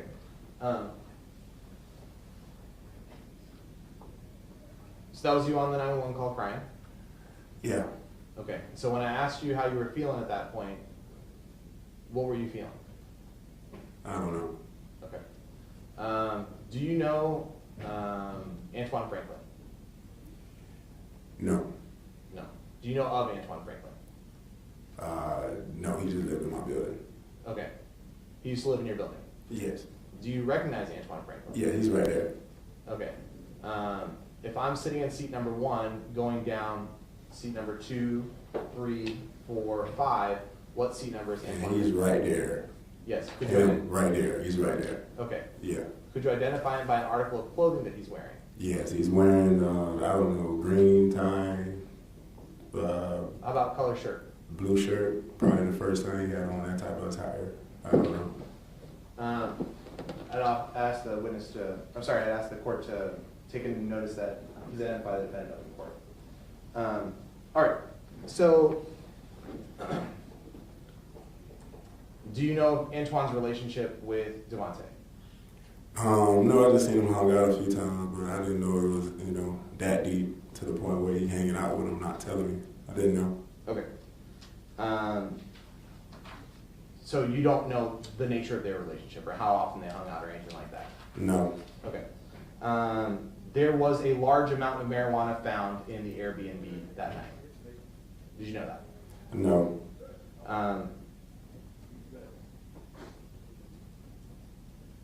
You didn't, so, and to be clear, this is an Airbnb you rented in Lamondre's name, right? Yes. How does it feel to know that he had a large amount of marijuana at an Airbnb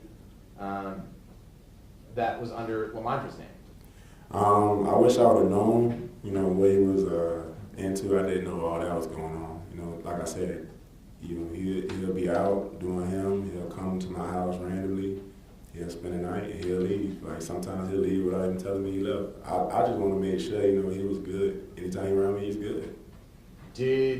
So you never saw the marijuana and you never knew about the marijuana? No.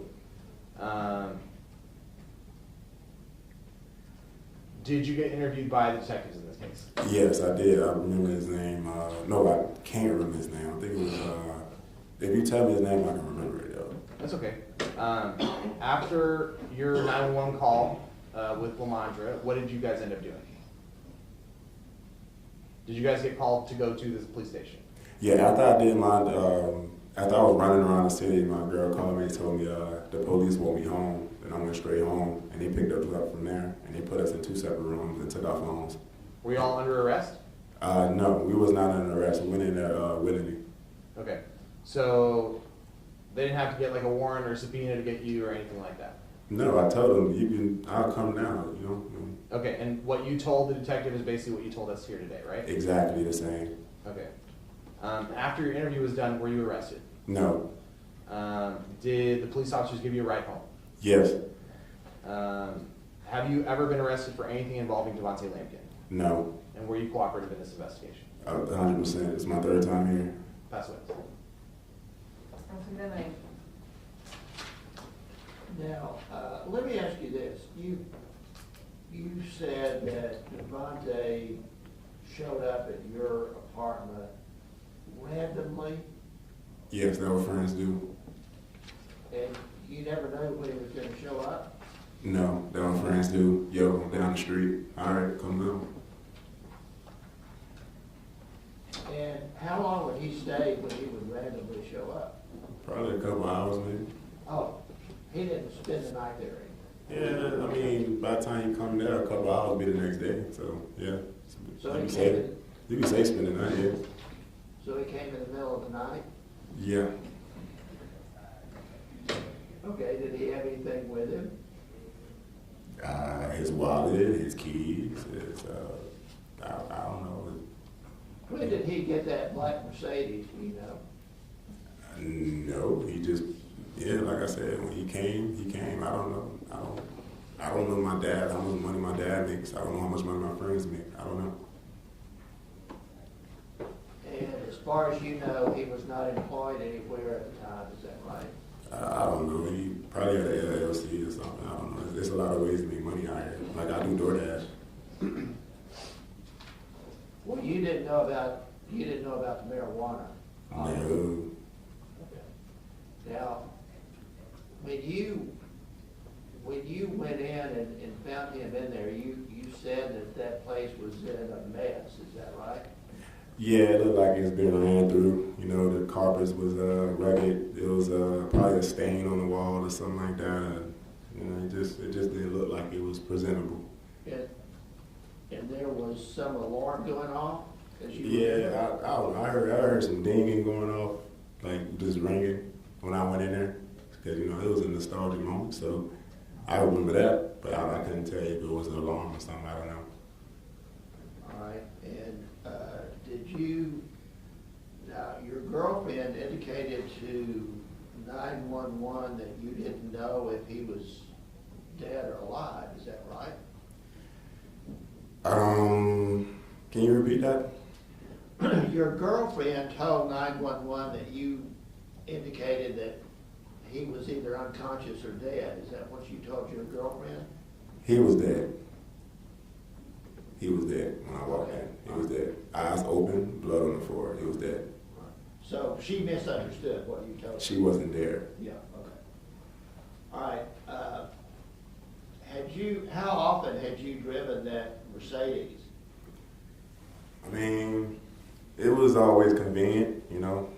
If my car's not working, I've got a flat tire or something, I'll hop in the whip, go get something to eat or something, and I'll come back. And where did you say he actually stayed most of the time? He was staying in this one apartment, I forgot what it was. I visited him, and after that, I think he moved out, and he was planning on getting another one right before he died, but yeah, he never made it to the apartment. But he didn't have a credit card and all of his transactions were in cash, is that right? I don't know. Honestly, I know he had a bank account, but I don't know. But your girlfriend had to provide the credit card to get in that Airbnb, right? Because they only accepted the credit cards, I believe. So yes, he could use his bank account, but they only accept the credit card. All right, and you know that he had a bank account, right? Yeah. He had a bank account. I think he had reasons, maybe, I don't know. All right, very good. That's all I have. Thank you very much. No further questions, Judge? All right, may this witness be excused? Yes, Your Honor. No objection. All right, we're gonna take a break. Hold on a second. We'll take about a 15-minute break. All rise.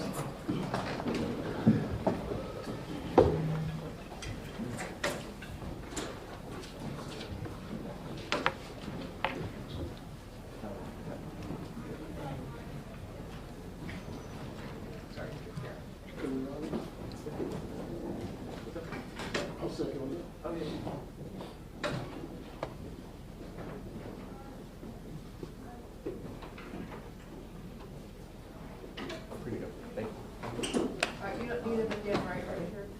It might be like leave and leave it, right? Immediately. Okay, all right. Yeah, I'm gonna hearing and my work.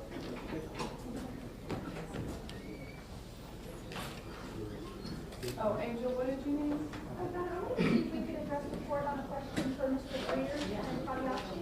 Can I get Mackenzie? Yeah. 15 minutes. That's trying to be quick. We can have till 11:15. Are we doing We're that doing the clock? actual 11:15. It's 10:56. You can have it at 11:20. I'm just gonna run But by be the back here by 11:10. How about that? That gives you 14 minutes. Okay. See ya. Hey.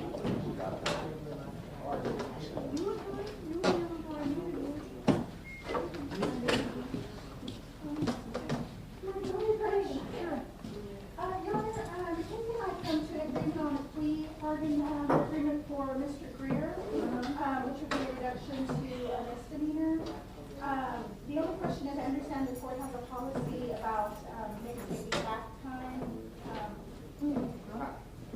I had offered back time on a misdemeanor, Your Honor, I believe something that we deferred. It's a deadly contact. Well, then we don't need to do. I just hate probations on. His concern is that he might be able to get it sealed. He's already had such a difficult time with like employment. Well, do you want to get it now? Okay, that's fine. If there's a reason, it's fine. And then, Your Honor, I had Mr. Pagliacci scheduled as well this morning. Pagliacci is with Chris in the report. He said we can get him on speaker if necessary. This was the client who indicated that he needed to sign up for IOP, get an interlock, and get a letter from his doctor regarding his medications. It's been a while. Do you want us to come back another day? Well, I guess, what are we trying to do? So Judge had said that she was going to continue him if he got all of those things. I'm filling in for Chaz because she's setting up 6 cases. We don't have anything that says he's doing IOP, not one Yes, word. so that's what we were going to address with the court this morning. So he did not have a condition of probation to do IOP. It was for MAP program. So I brought some of the documentation. Well, I'm making him do it.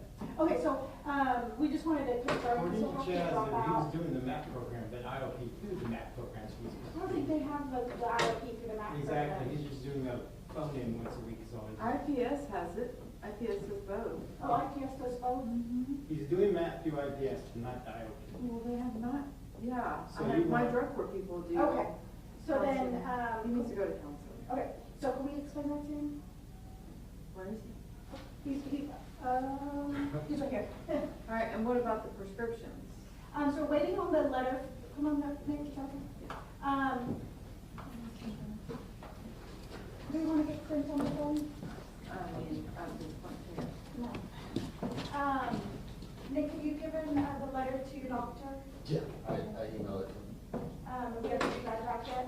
No, not the most recent one. No. The court is indicating with the MAP program that you can do IOP through the MAP with IPS? With IPS, yes. Okay, and so, are you gonna sign up for that? Yeah, right, I did. You did sign up for Yes. it? Okay. 18th, intake. Okay. And then you already have the interlock, you sent that over to us, we sent it to Chaz, so the prosecutor, right? Yes. Do you have documentation for the IPS? Yeah, well, all they sent was a text message confirmation, which I sent to Stephanie. We have a letter from IPS about the MAP program, but he's on bond. Yes. So I'm gonna do a condition of bond for the IOP to cover that, since we need that ordered. Yeah, it's, Okay, and then I'm assuming she will, so I guess we're not gonna withdraw it until we get the letter. I think it's just And the then letter. the proof that let's do proof that he's attending IOP then, Okay. since, and do whatever you need as a modified condition of bond, I guess, until that point. Correct. Let's see if hopefully by next month we can wrap this up. Does that sound good? Sounds good. Okay, perfect. Thank you, Your Honor. Can I have the docket sheet, second to counsel? I can call my doctor. Okay. Thank you, Your Honor. If we get on to. Yeah, go. Let me have you check in real quick, okay? Okay, we have a seat in there.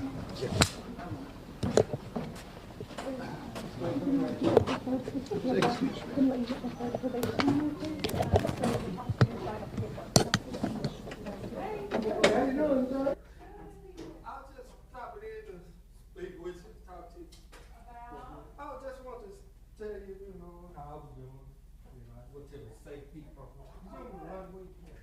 I went to a safety program, now I'm in that, and doing good. I appreciate you helping me out through the probation and having leniency on me, and, you know, I want to just thank you for that. I'm so glad to hear you're doing well. Yes, ma'am. Okay, well, good. Well, keep up the good work. You're not in any trouble, are you? Oh, no, ma'am, no, ma'am. No, I'm down in class now. We had a little break, so I just. Are you with Judge Francis or? George Francis. Oh, yeah, he ain't playing no He games. doesn't play, does he? No.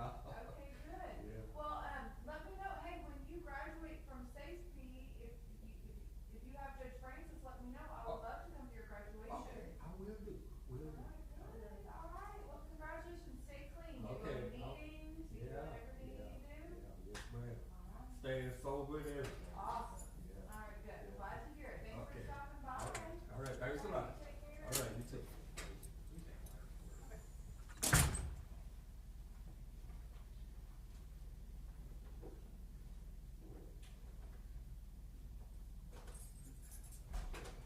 Looks good. It looks clean. Geez, haircut. Right, my back. Are you with the sheriff's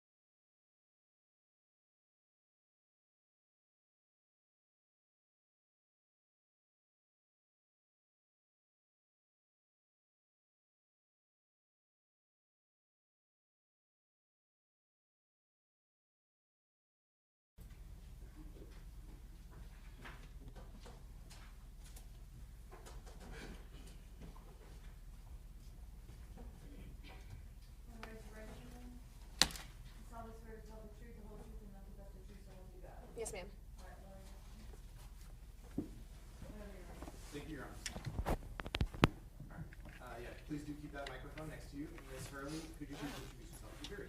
Yes. Can you hear me okay? Yes. Okay.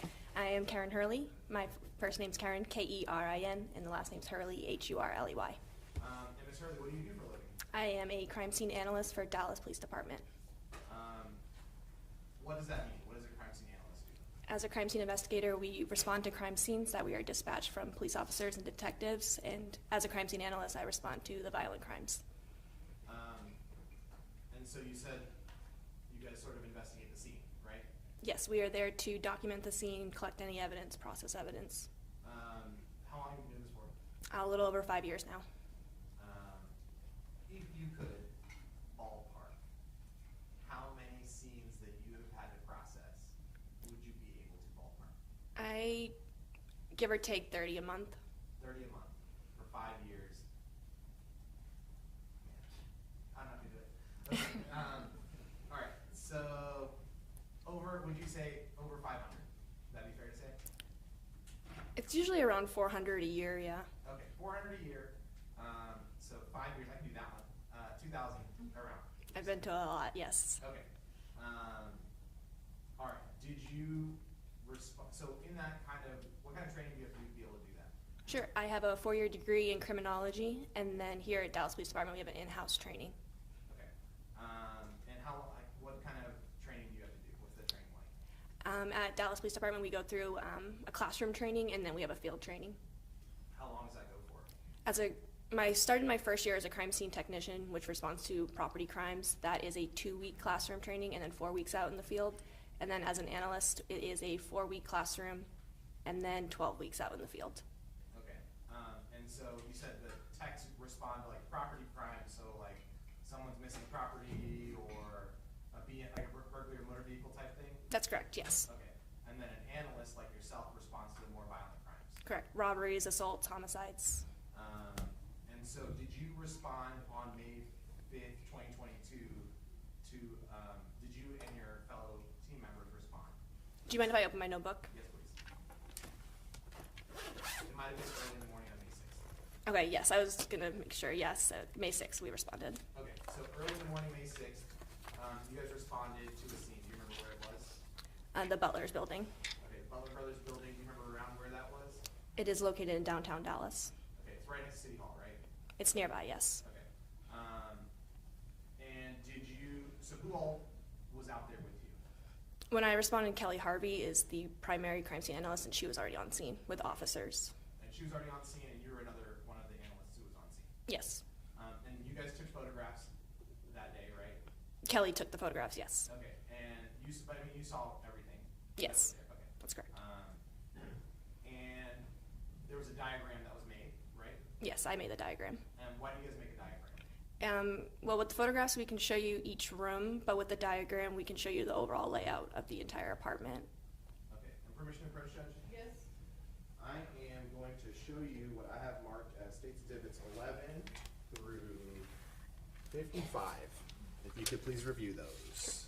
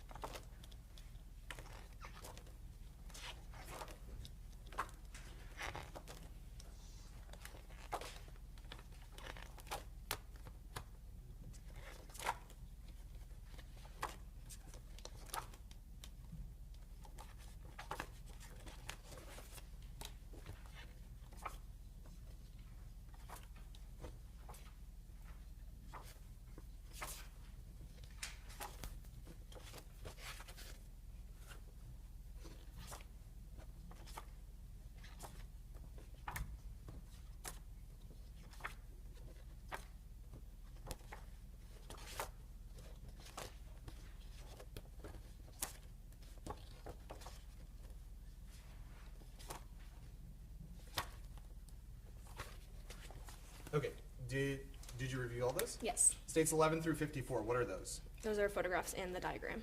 Okay, 54 is is up to the diagram. 55 is the actual diagram, right? That's correct, yes. So 11 through 54 are photographs from that night, right? Yes, sir. Do they fairly and accurately depict what it looked like that on that evening? Yes, correct. Have I done anything to alter those photographs other than to put a State's Exhibit sticker on the bottom of them? No, sir. And then States 55, that's the report that you guys, that's the diagram that you guys make, right? That's correct. With a report on the back, sorry, with the, that's a computerized version, and there's a handwritten version and measurements on the back, right? That's correct, yes. Do those fairly and accurately depict what was made by you guys as the crime scene diagram? Yes. Have I changed those at all other than to add a State's Exhibit sticker on it? No, sir. Okay, at all for States 11 through 55 for all purposes. We've reviewed those exhibits, no objection. 11 through 55 are all admitted. Permission to publish, Judge? Yes. I don't mind the live being on it. Okay.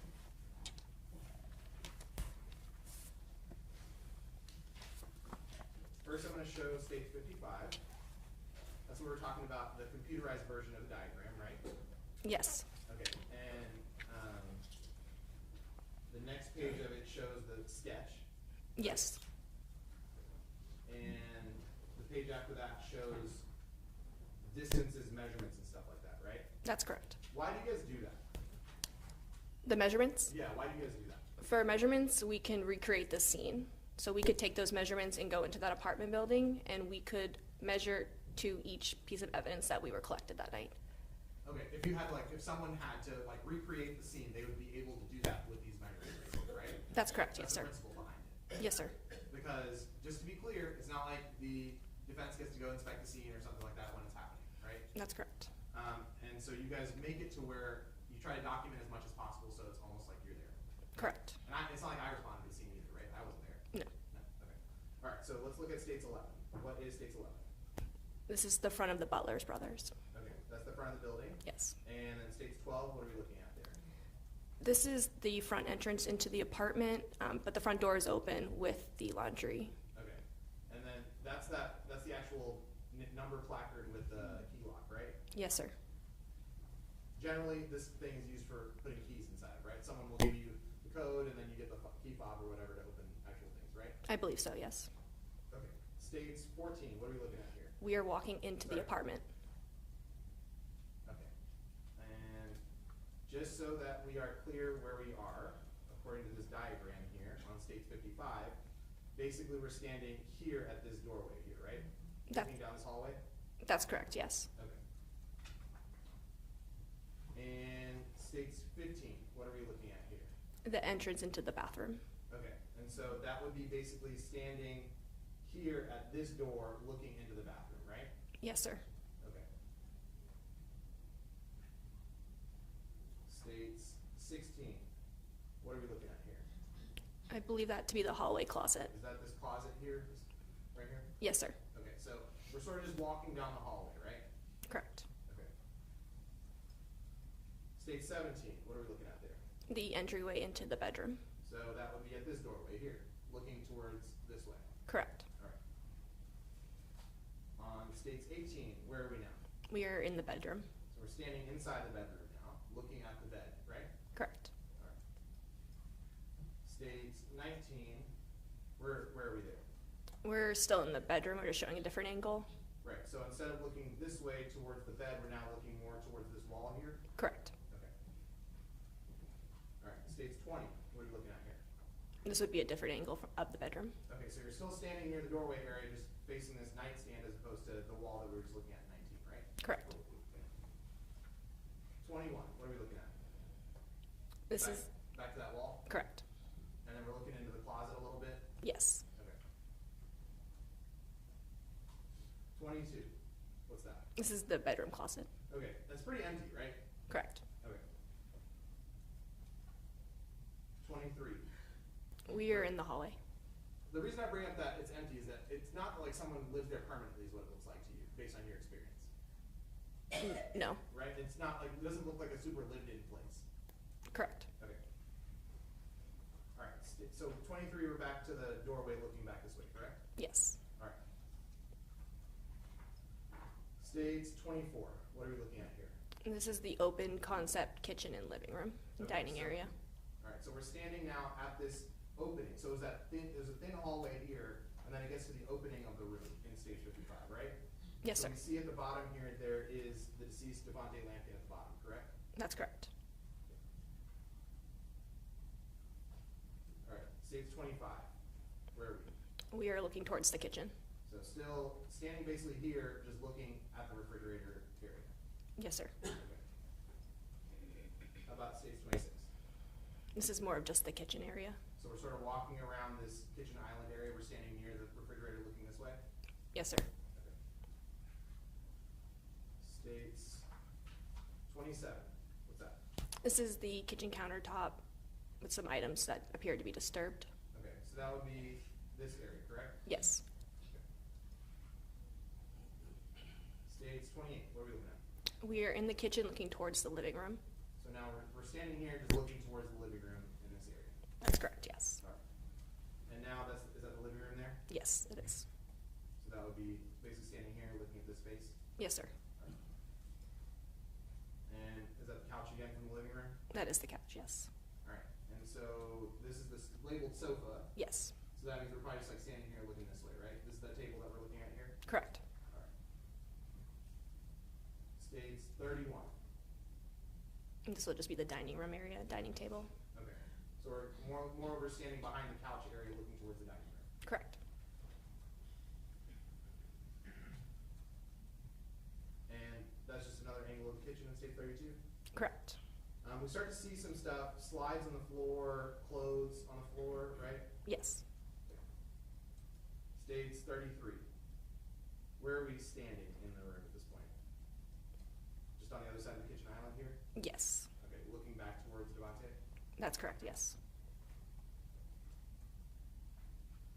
Stage 34, that's what we're talking about, the clothes and the slides that we can see? Yes. And stage 35, we're looking at Du'Vonta Lampkin? Yes, sir. Stage 36, we're still looking at Du'Vonta Lampkin? Yes, sir. Stage 37, That's a mid. Sorry, go ahead. that's still Du'Vonta Lampkin? Yes, sir. We see some blood here, right? Correct. Well, what appears to be blood? Yes. And then we also see a wound here, correct? Yes. In the middle of Du'Vonta's chest? All right, so looking at stage 38. Some of the blood appears to have been dried, correct? But then there's some of it looks wet, a little bit wetter, would you say? I can't tell. Okay. Stage 39, that's another, just a close-up of Du'Vonta, right? Correct, yes. And stage 40 is the close-up of the gunshot wound? It's an open wound, yes. Open wound, sorry. Because you're not aware, it's not like you're going in there saying, hey, this is a gunshot wound, right? That's why you're saying that. Correct, yes. Okay. But would you agree with me there's some like darkness around the hole? Around the wound? There appears to be, yes. Okay. And there appears to be a trail of blood as well, leading up Du'Vonta's chest? Yes, sir. And somewhat down the side of his body as well? Yes, sir. That we're seeing in stage 41? Okay. Stage 42, what are we looking at there? It's a plastic bag of a leafy green substance. Okay. All right, what are we looking at in stage 43? Larger bags of a leafy green substance. To be clear, you're saying leafy green substance, but that's because you don't know as a matter of fact that it's marijuana. But Yep. as far as your training experience goes, would you say it appears to be marijuana? It appears to be marijuana, yes. Okay.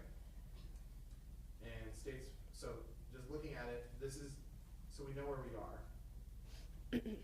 It's in this kitchen island that we're looking at, right? Yes, sir. We're standing in the kitchen area looking at the kitchen island, correct? Yes, sir. And so we see stage 44 here. That's the same area here in stage 43 on the right side, correct? Same appearance? Does that appear to be the same? Yes, sir. Okay. And then stage 45 is similar to stage 43, except the middle drawer is open in stage 45, correct? Correct. Okay. All right, stage 46, why is there a yellow marker there? For the evidence markers, which are the yellow triangular items there, we use those to placed next to the evidence that we're collecting to show the relationship between two items. Okay, and so, sorry, go ahead. No, it's okay. When we have smaller items, it's hard to see those smaller items on the ground. So if you see a yellow cone, it's easier to tell in the photographs. Okay, and so I will point that out, especially on the diagram. That's where you've got like a number 1 with a yellow, right? That's correct, yes. And that's why you sort of do that. So again, so in the event that a reconstruction is needed, you can figure out where everything was. Correct, yes, sir. All right, States 47, we're looking now at slides and that plastic bag with leafy green substance, right? Yes, sir. We also, in the very top of the picture there, we see the marijuana, correct? That's correct. Or what appears to be marijuana. And that's, we're basically standing here in states, I'm showing States 55, standing here looking this way, correct? Yes, sir. All right. States 48, you just put markers on the clothes, correct? Correct. And just to show where that is, States 5 and 6 show where that is, right? Yes, sir. Sorry, on State 55, markers 5 and 6. All right, and then we've got on States 49, we've got a marker number 7, and that is on the couch. Correct, yes.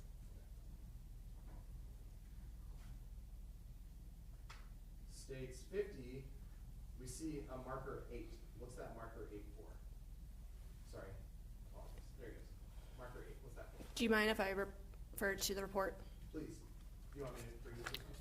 Oh, I have mine with me. Oh, Kelly's.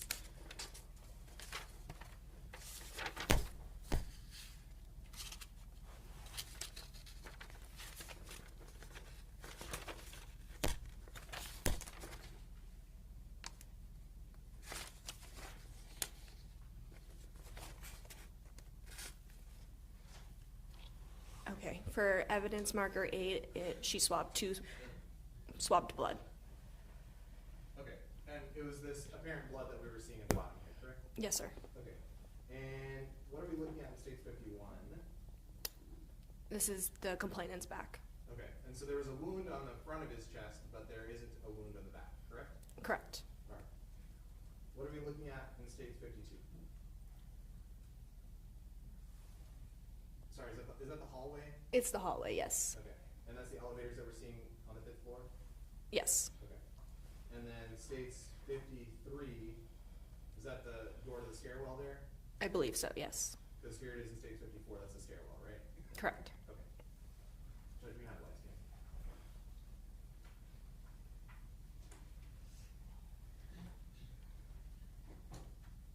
Okay, the marijuana that was found at the scene, do you know off the top of your head how much marijuana was found? I do not. Okay, would you say that's more than a little bit of marijuana?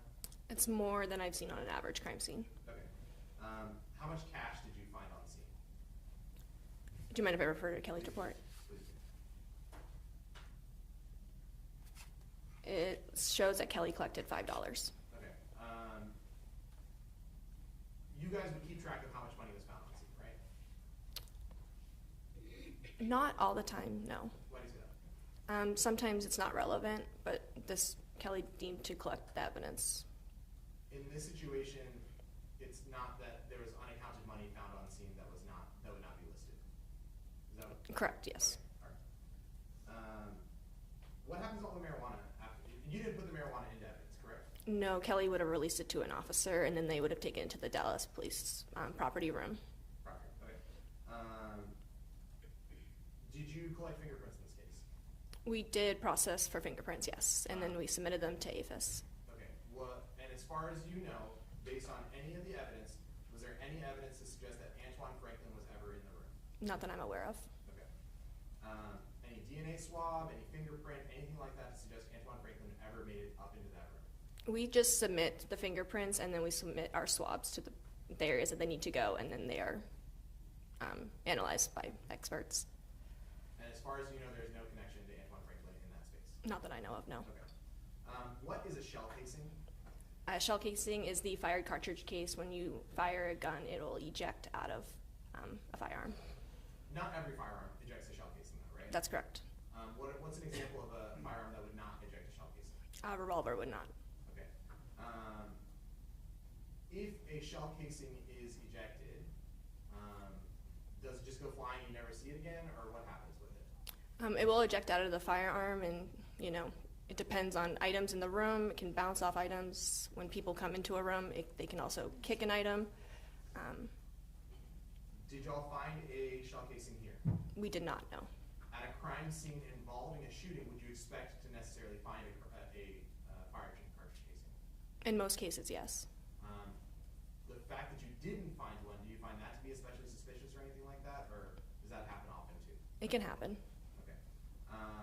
Why might you not find a shell casing? Like we said earlier, that a revolver could have been used to, for a revolver, the fire cartridge case would stay in the cylinder and rotate to the next round. So that would mean it would remain in the firearm, and then items could have been taken out of the crime scene as well. Someone could have picked it up, maybe? Correct. Maybe after a shot was fired? Sure. And just to be clear, the Butler Brothers building, is that in Dallas County? That is, yes. Is that in the state of Texas? Yes. How's it? Right, cross-examination. Yes.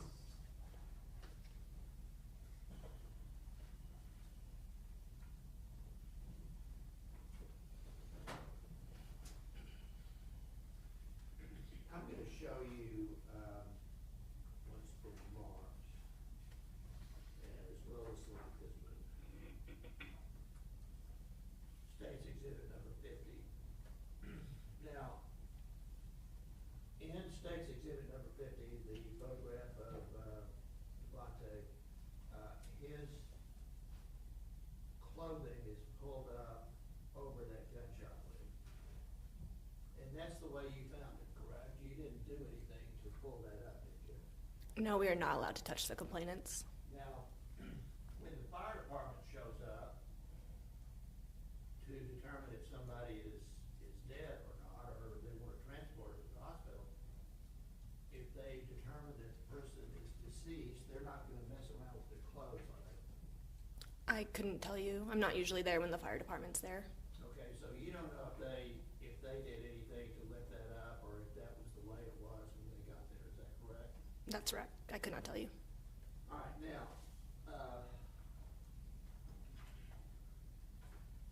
I'm gonna go to, Mr. Franklin, let me know if you'd like me to turn down the lights. can y'all see that? Is the lights on? I think they can see it, I think we're good. I'm gonna show you what's been marked as State's Exhibit number 30, which is the living area there. And that's the way it was when you got there, right? That carpet is messed up in there, that chair is a little askew over there, is that correct? That's correct, yes. All right. And even though there may be a lot of, or some police officers or fire personnel who come into these crime scenes, they are not supposed to touch anything, is that correct? They're supposed to leave the crime scene as is. They're supposed to, yes, sir. And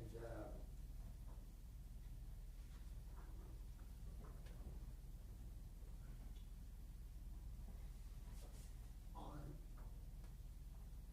State's Exhibit number 48, you have this is another photograph of that living area with the carpet messed up there. And these 5 and 6 are items that were found exactly in that location, is that correct? That's correct, yes, sir. And what is that again in marker 6? Just marker 6? Yeah. Do you mind if I refer to Kelly's report? Sure. It is a Nike jacket and a Nike t-shirt. All right. And in marker number 5, what is that? It'll be a pair of Nike sweatpants.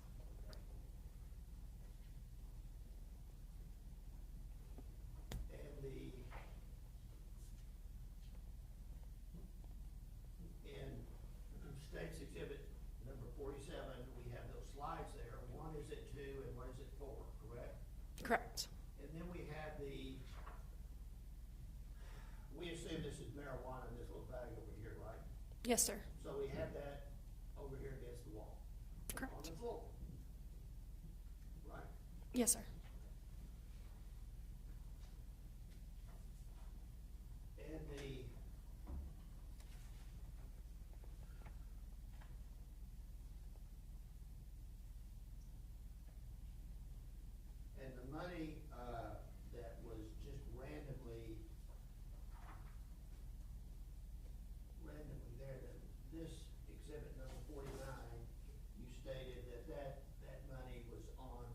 sofa, is that correct? Yes, sir. And it's just kind of, we don't know how it got there, obviously, but it's just kind of there, just like that other money you found on the counter, just a few dollars or a dollar just sitting there, right? Yes, sir. No other money was found at that location, is that right? Not to my knowledge, no, sir. And, well. All right, very good, thank you very much, that's all I have. All right, may this witness speak to you? Just very, very briefly, 2 questions.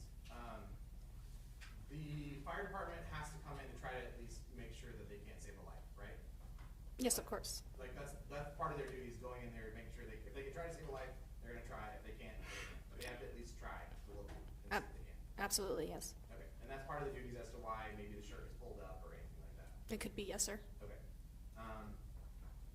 Ask me this. There wasn't any indication that there were, as far as you know, there wasn't any indication that any life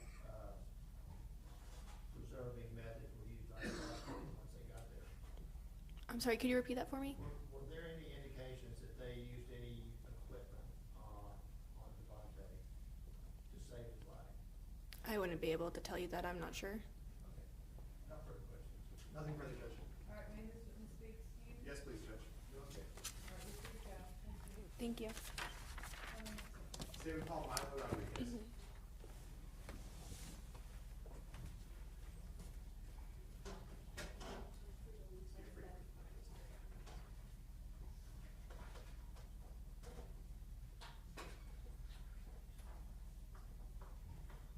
We'll break for lunch soon, but I'm gonna, if anyone needs to go downstairs, we'll get past the 10 o'clock.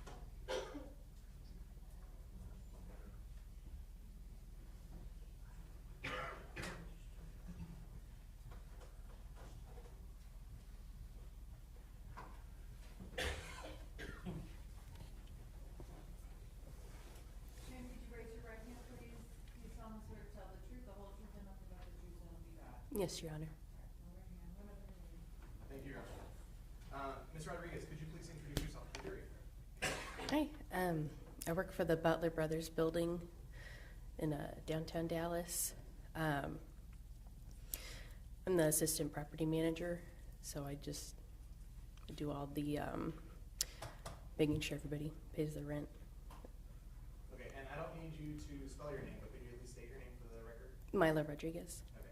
All right. And how long have you been with the Butler Brothers building? A little over 3 years now. What are your duties with them? I handle the delinquency, making sure people pay their rent on time, and if not, following up on that, making sure our invoices for bills are paid, then handling resident complaints, stuff like that. Okay. Could you tell us a little bit about the Butler Brothers building itself? Like, where is it located? It's in downtown Dallas, right next to, it's across from City Hall on Irvay Street.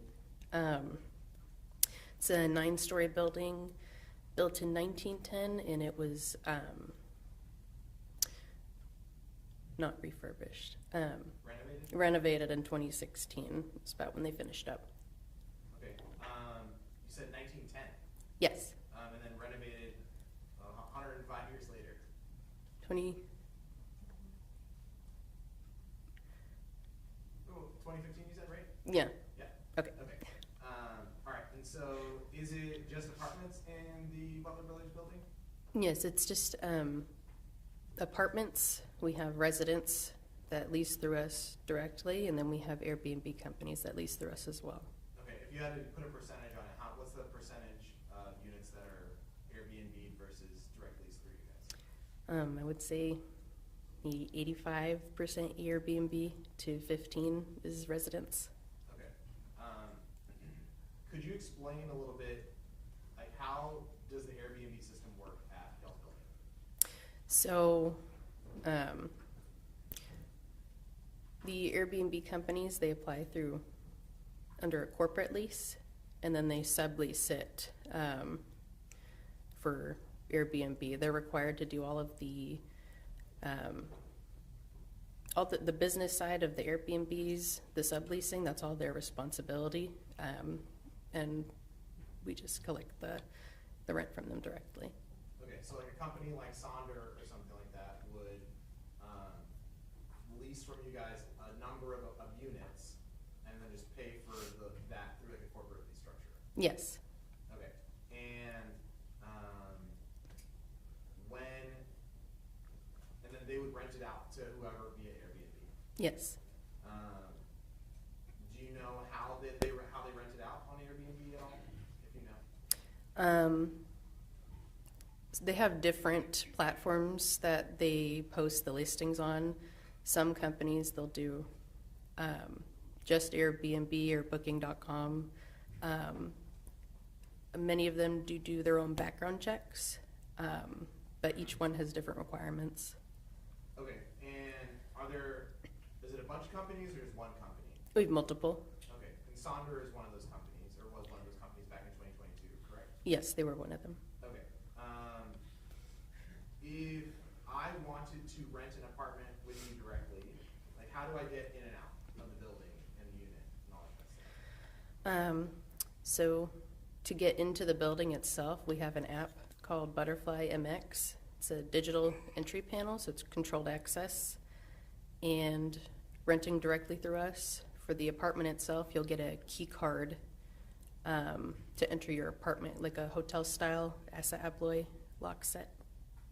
Okay, and what if I rent one through Airbnb in like Sonder type situation? If you rent one through an Airbnb, a lot of them, the majority of them have their own locks on the doors. It could be a smart lock, it could be a physical key. Each one is different. Do you guys still have access to those units though? Yes, they provide us codes to enter, and Sonder had also provided us key fobs for maintenance. So if there's an emergency or something, you guys can still get into the units? Yes. Doors in and out of the building, how many doors are there? There are 2 doors that you can enter from, and there are, including the entry doors, there's 4 that you can exit. And do the doors, so for example, if I wanted to just go in, can I just open the door and get in? No. No, you have to have some kind of access, right? Yes. What's that access like? So you either have to physically have the app to swipe yourself in, or the Airbnb company has to provide you a code to that door. Okay. So if I wanted to, let's say like at a leasing office at a different apartment complex, people just walk in, right?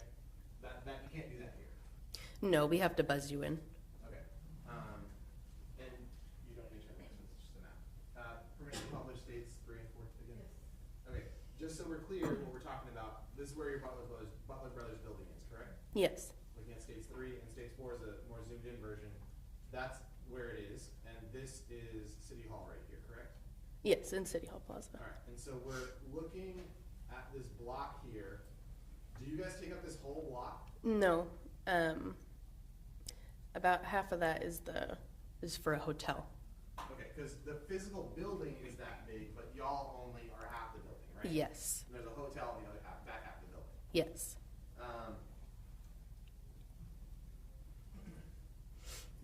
So to be able to, so for anyone to get in, hotel or otherwise, you have to be able to have, can the hotel people get into y'all space? No. They would have to have separate key card entry for y'all, right? Yes, it's completely blocked off. So to come in, they would have to come through the controlled access doors. Okay, they'd have to go back out of the hotel door, back all the way around the block to Yes. get into y'all's doors. Yes. And again, that would still require some kind of key access or key card access or app access, correct? Yes. All right.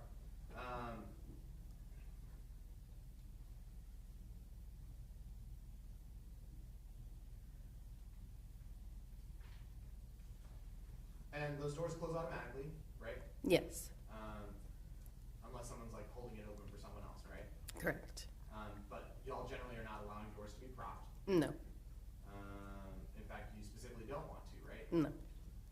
There are a lot of unhoused people in the area as well, correct? Correct. And they're sort of just meandering about. And so that's part of the concern for some of your residents, correct? Yes. And so y'all keep your doors locked. Do y'all have a doorman? No. At the time, do you remember if there was someone, like a security person, that would be sitting there? No, no doorman. Okay.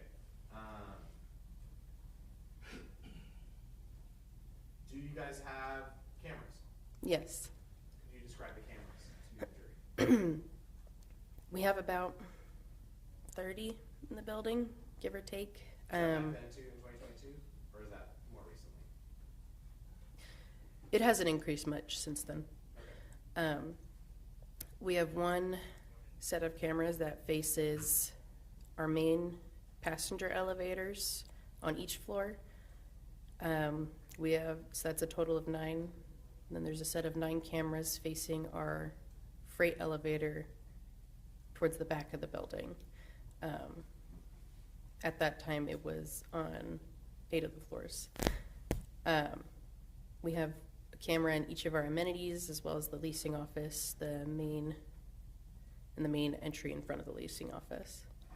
And there's also cameras on the doors, right? On the apartment doors? No, sorry, on the door to get in, the main entry and exit doors. Yes. And those are like bubble style cameras, correct? Yes. Or fisheye, like sort of lenses. Yes. Right? Okay. Y'all don't have cameras that are facing any of the rooms themselves, correct? No. So it's not like we can see people going in and out of apartments. No. We can just generally see the elevator lobbies and then the front, the main entrances and exits, correct? Correct.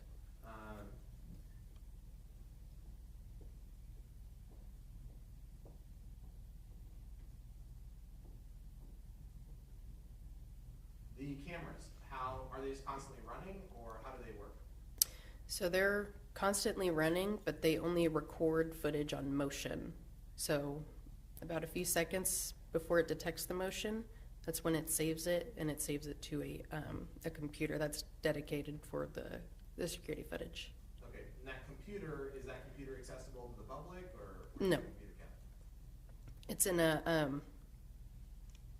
it's kept off in a separate computer room that has password protections, and it's also behind a locked door. Okay, and it's not like residents have, or guests have access to that room? No.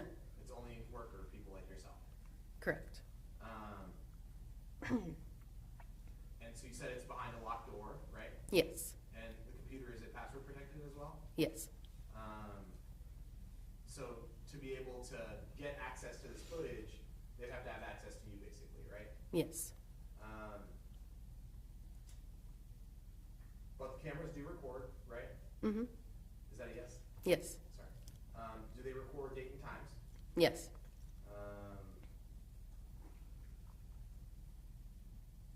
Are you able to like pull up, like for example, if you wanted to, back then in 2022, May 5th of 2022, were you able to just pull up camera footage on your phone to see what's going on, or do you have to have access to that computer? No, you have to log into the computer directly. Okay, and so the computer requires a login as well? Yes. Does the app, like, do you have to access the app to get into the camera system? How do you do that? So the computer itself has its own password, and the program that has the security footage on it has its own password. Okay, and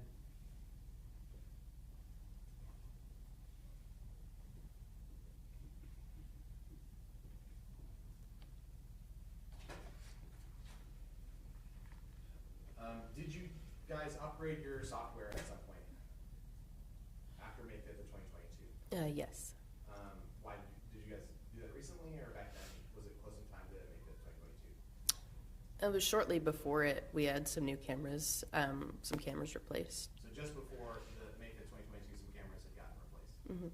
Okay, is that a yes? Yes, sorry. You're good. I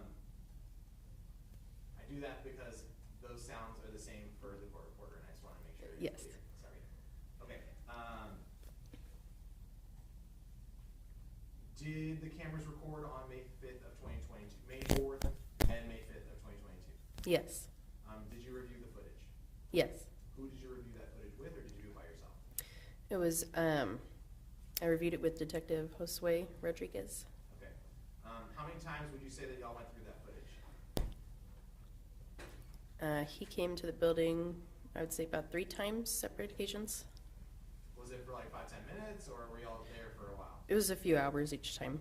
A few hours each time. So maybe math again, 3 times 3, 9 hours-ish of time maybe spent, 9, somewhere around there? Approximately. Okay. y'all were reviewing footage to try to get relevant footage for this night, correct? Correct. Did y'all review it that same night on May 5th, or was it later on? The morning after that occurred, he came to the office to review footage. So that was one of the times. Did y'all review it multiple times? You said you reviewed it 3 times. Yes. So like he would have come back a couple days later or something like that, or? Within the following 2 weeks, I want to say. Did you guys save any of the footage? Yes. Did you give a copy of that footage to Detective Rodriguez? Yes. How did you give him that copy? We gave it to him on a flash drive. How did you determine what to save? He told me what to save. Okay, so y'all would go through it together and he'd say, okay, I want this clip or I want this clip, right? Correct. Because it's not like it's just, you know, a 12-hour footage just like going constantly, right? It's that motion trigger, so it'll be, you know, 10, 15 seconds here, 45 seconds there kind of thing, right? Yes. And so he would say, I want this footage, I want this footage. Yes. And that's based on, you know, 9 hours of going through it, right? Yes.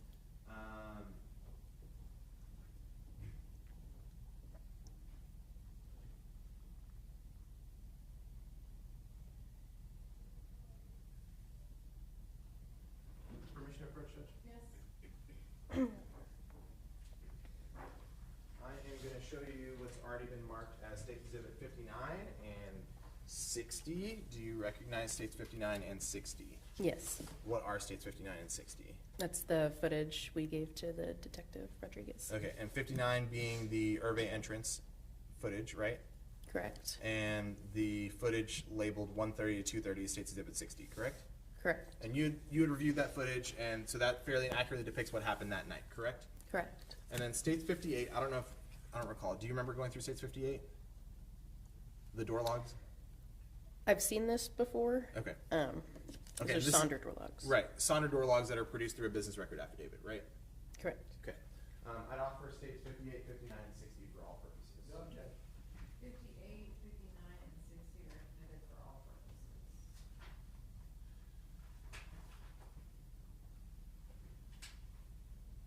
After the incident occurred, did y'all have any more cameras installed? Yes. Was that just because y'all felt the need for more cameras after this incident happened, or? Not specifically, just in general, not specifically that incident. Okay. And just to be clear, your building is located in Dallas County and in the state of Texas, correct? Correct. Pass the witness. Okay, may this witness be excused? Yes, please, Judge. Maybe if we can, thank you. All right. Ladies and gentlemen, we're now gonna break for lunch. We do have, a couple other matters that we're gonna take up. And so as to not waste your time, I'm gonna break till 1:30. So it's 12 o'clock now. So I'll see you back at 1:30. All right.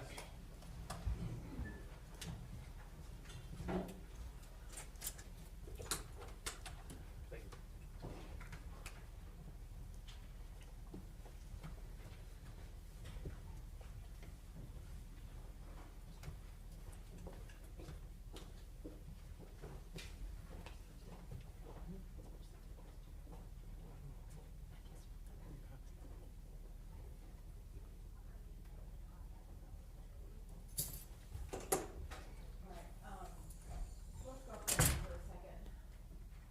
We're, you can stay, or we're in recess officially, but for lunch.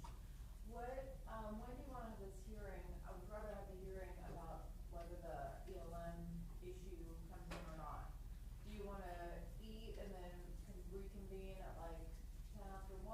That'd be great. I was gonna say 1 o'clock would be perfect. Because do you need, Ms. Lapeer Lapeer, yes. here? Okay, yeah, let's just say, 1 o'clock? yeah, 1 o'clock, that gives